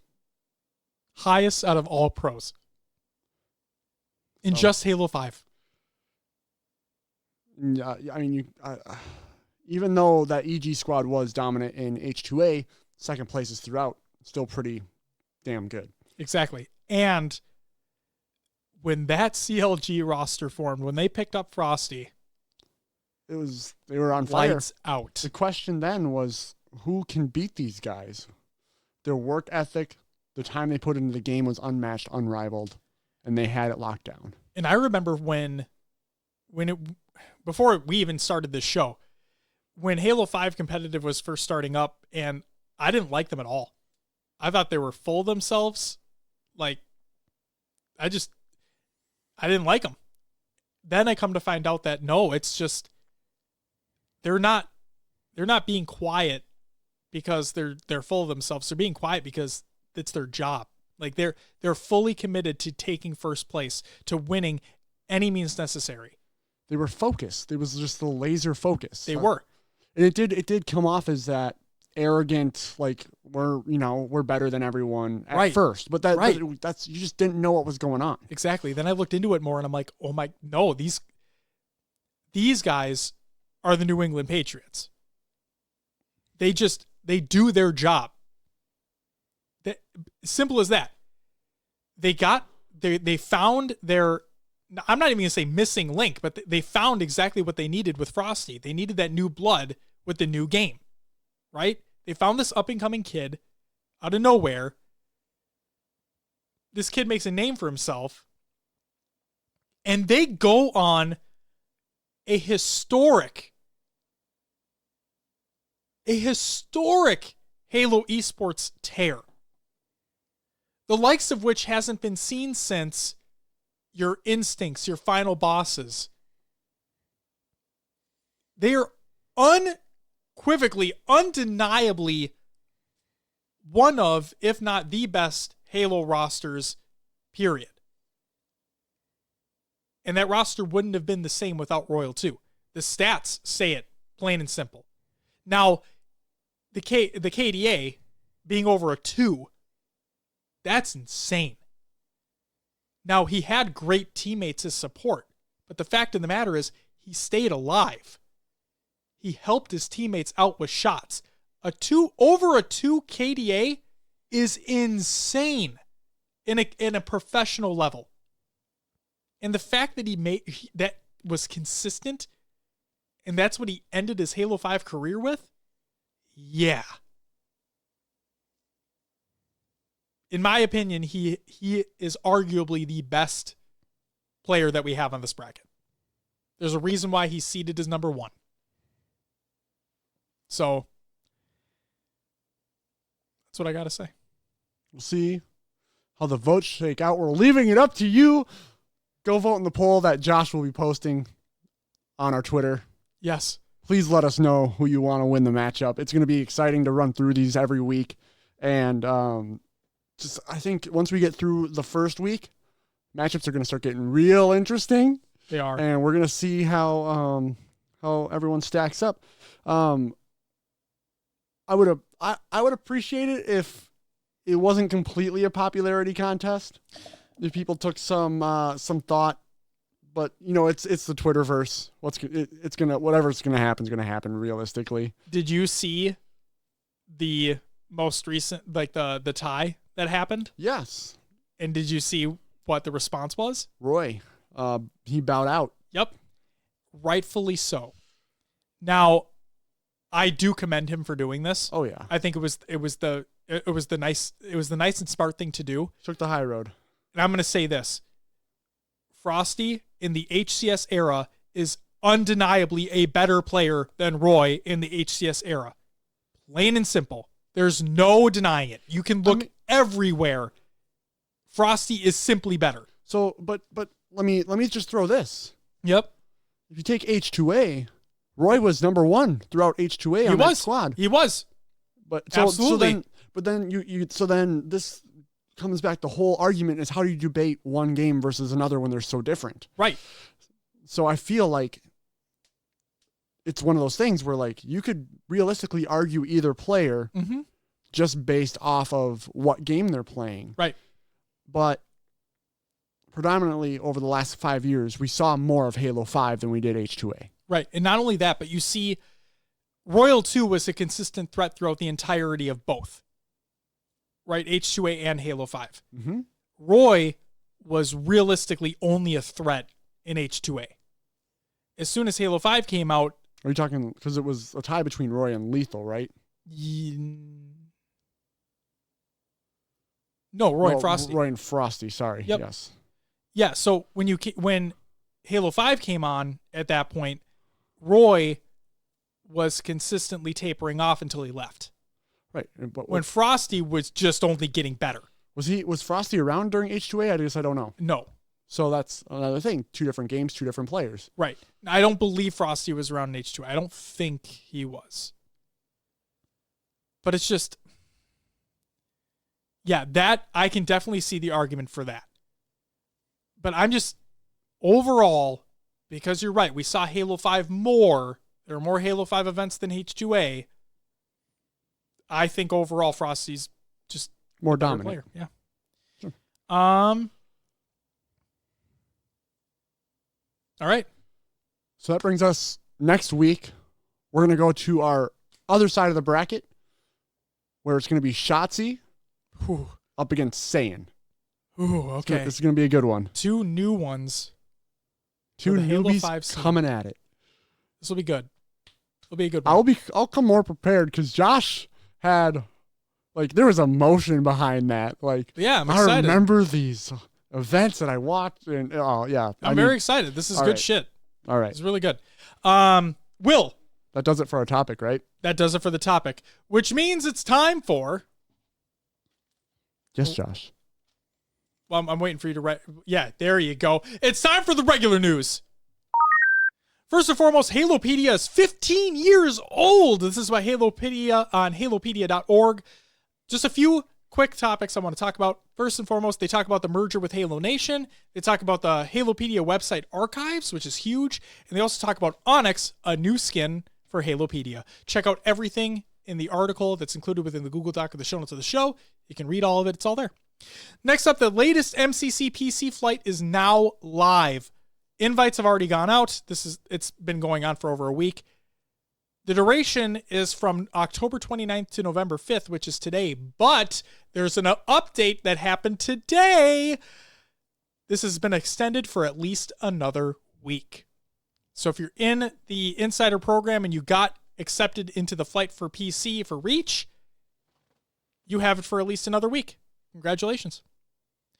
Next up, the MCC development update for October 2019. This is by Postrums over on HaloWaypoint.com.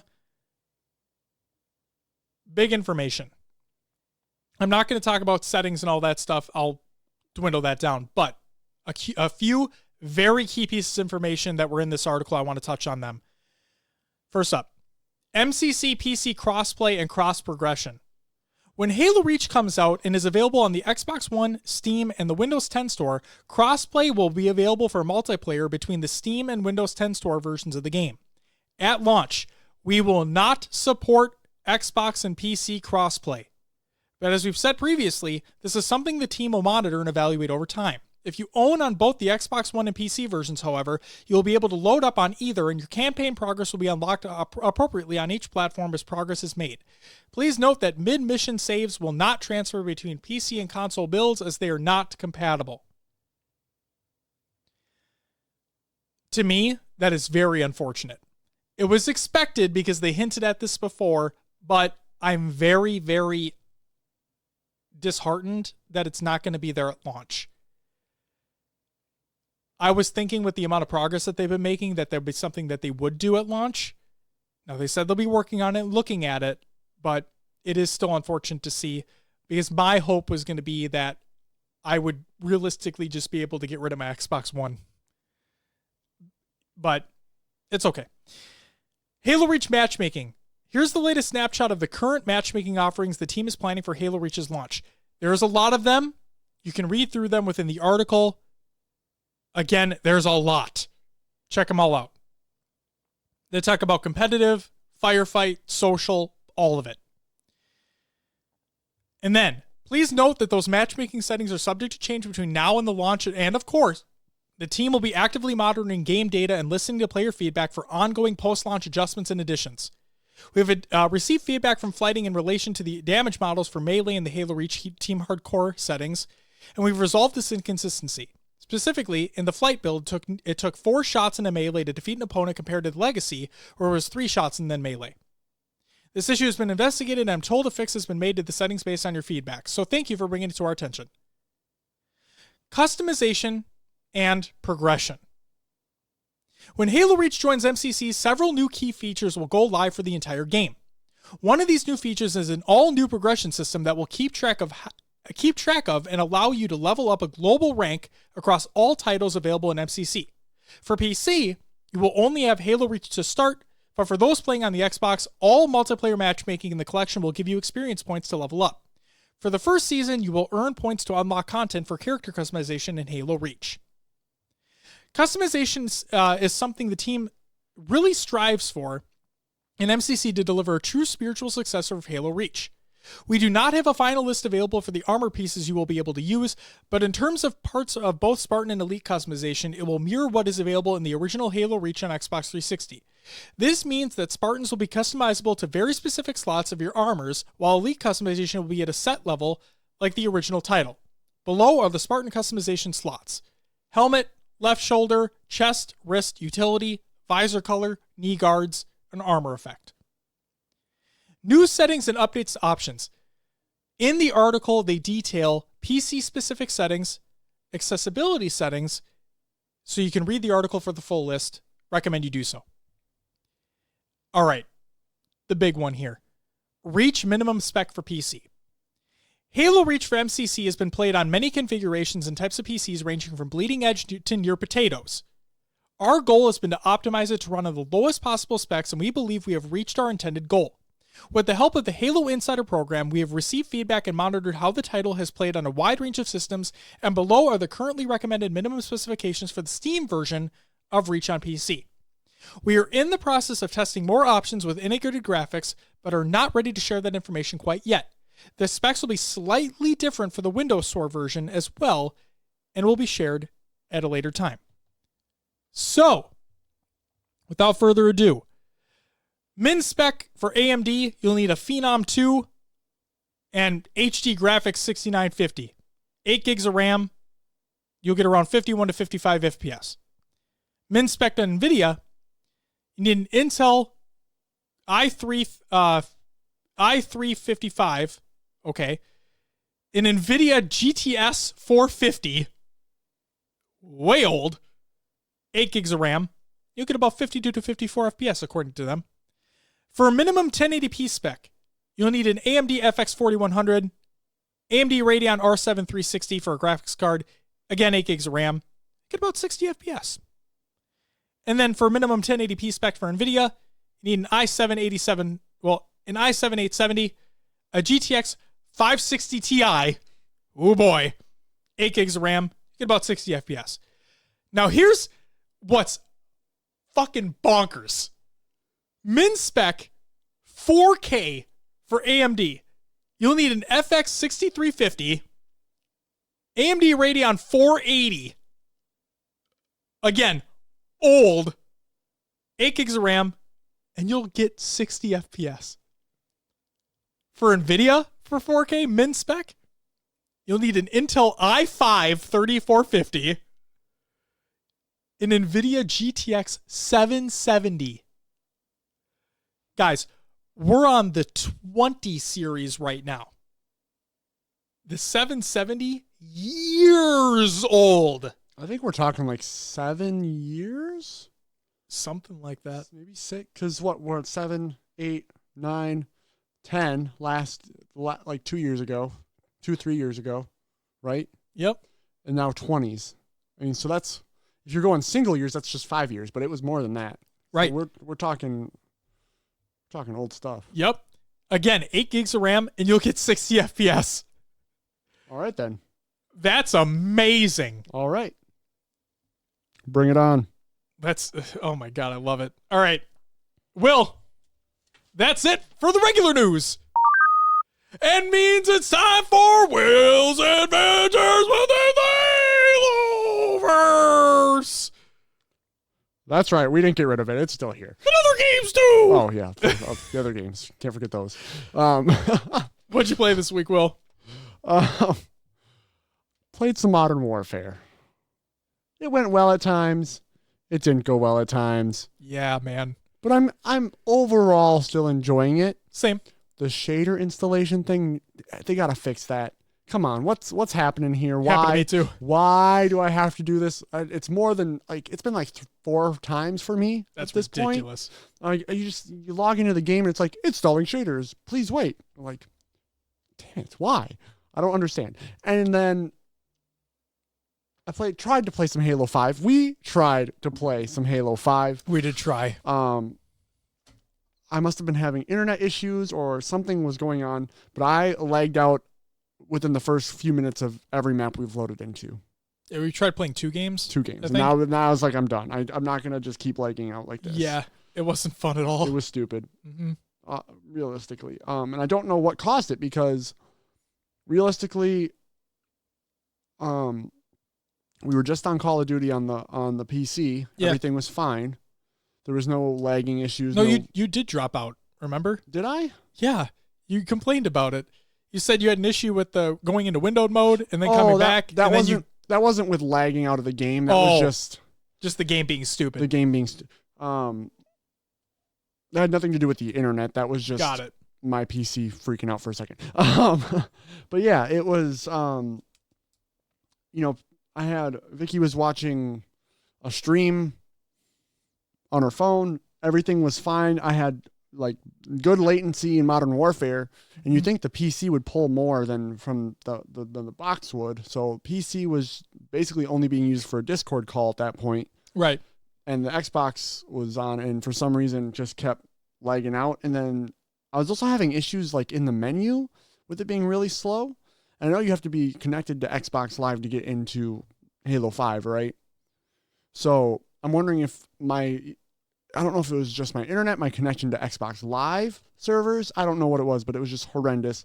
So realistically, I may have gotten like 2 kills in Halo 5 and then lagged out. That was my Halo 5 experience for the week. Yeah, it wasn't fun. No, It not so wasn't fun much. at all. I'm sorry. But It's okay. hopefully we can get that solved. Hopefully. Josh, what'd you play, man? I played some Outer Worlds. So we are kicking into high gear for my Game of the Year rundown. Oh, yeah. Yep. So I have my calendar booked out till the end of the year on what I'm going to be playing, like on my own time. So the Outer Worlds is one of those games. I'm excited to finish it. I played some Grid racing game. It's a good time. I enjoy it. Played some Call of Duty Modern Warfare. That game is fun, but very, very frustrating. I also attempted Halo 5. As soon as you got kicked out, I left. So I wasn't going to deal with that. And then I also have been playing the Halo Reach PC Insider Flight. How has that been going? Very, very well. I like it a lot. I obviously don't like Bloom, but it is playing remarkably well. Are you playing with controller? Yes. I played with both, but mainly controller. And yeah, it plays really well. And I was also playing on Wi-Fi because I don't have Ethernet up in the master bedroom, which is where I had to move the computer to and whatnot while we prep the house to sell. But yeah, even playing on Wi-Fi, no network issues, nothing like that. Didn't see any like rubber banding or anything like that. No noticeable lag. Everything was pretty damn smooth. Very happy with it. Awesome. Also made me realize how much I miss Firefight. I never experienced Reach Firefight, so Well, you will. eventually. You will, Will. Okay. Yes. Sounds good. Yeah. No, it's really good. And I'm excited that it got extended because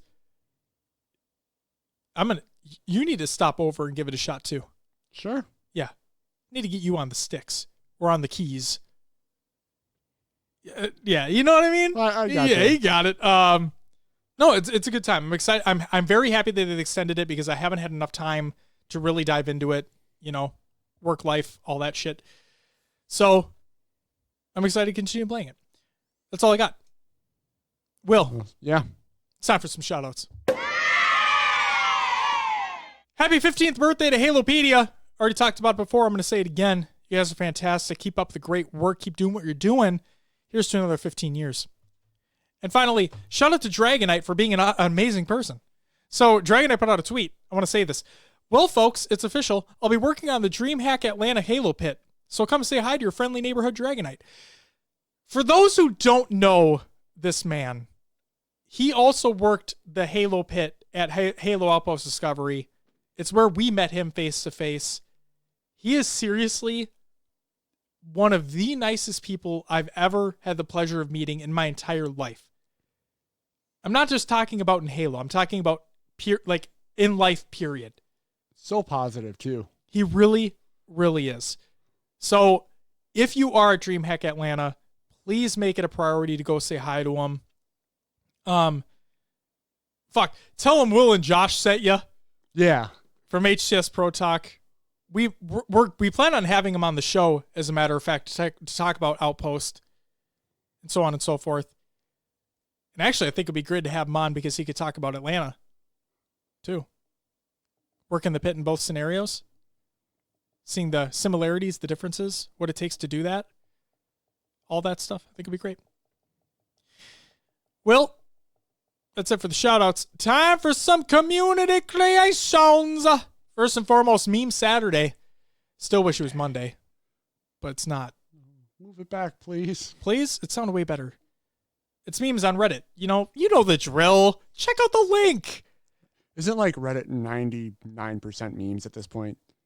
Right? It feels like it. It is. Yeah. It really does. Next up, Clips of the Week, Volume 25 by High Tech Redneck.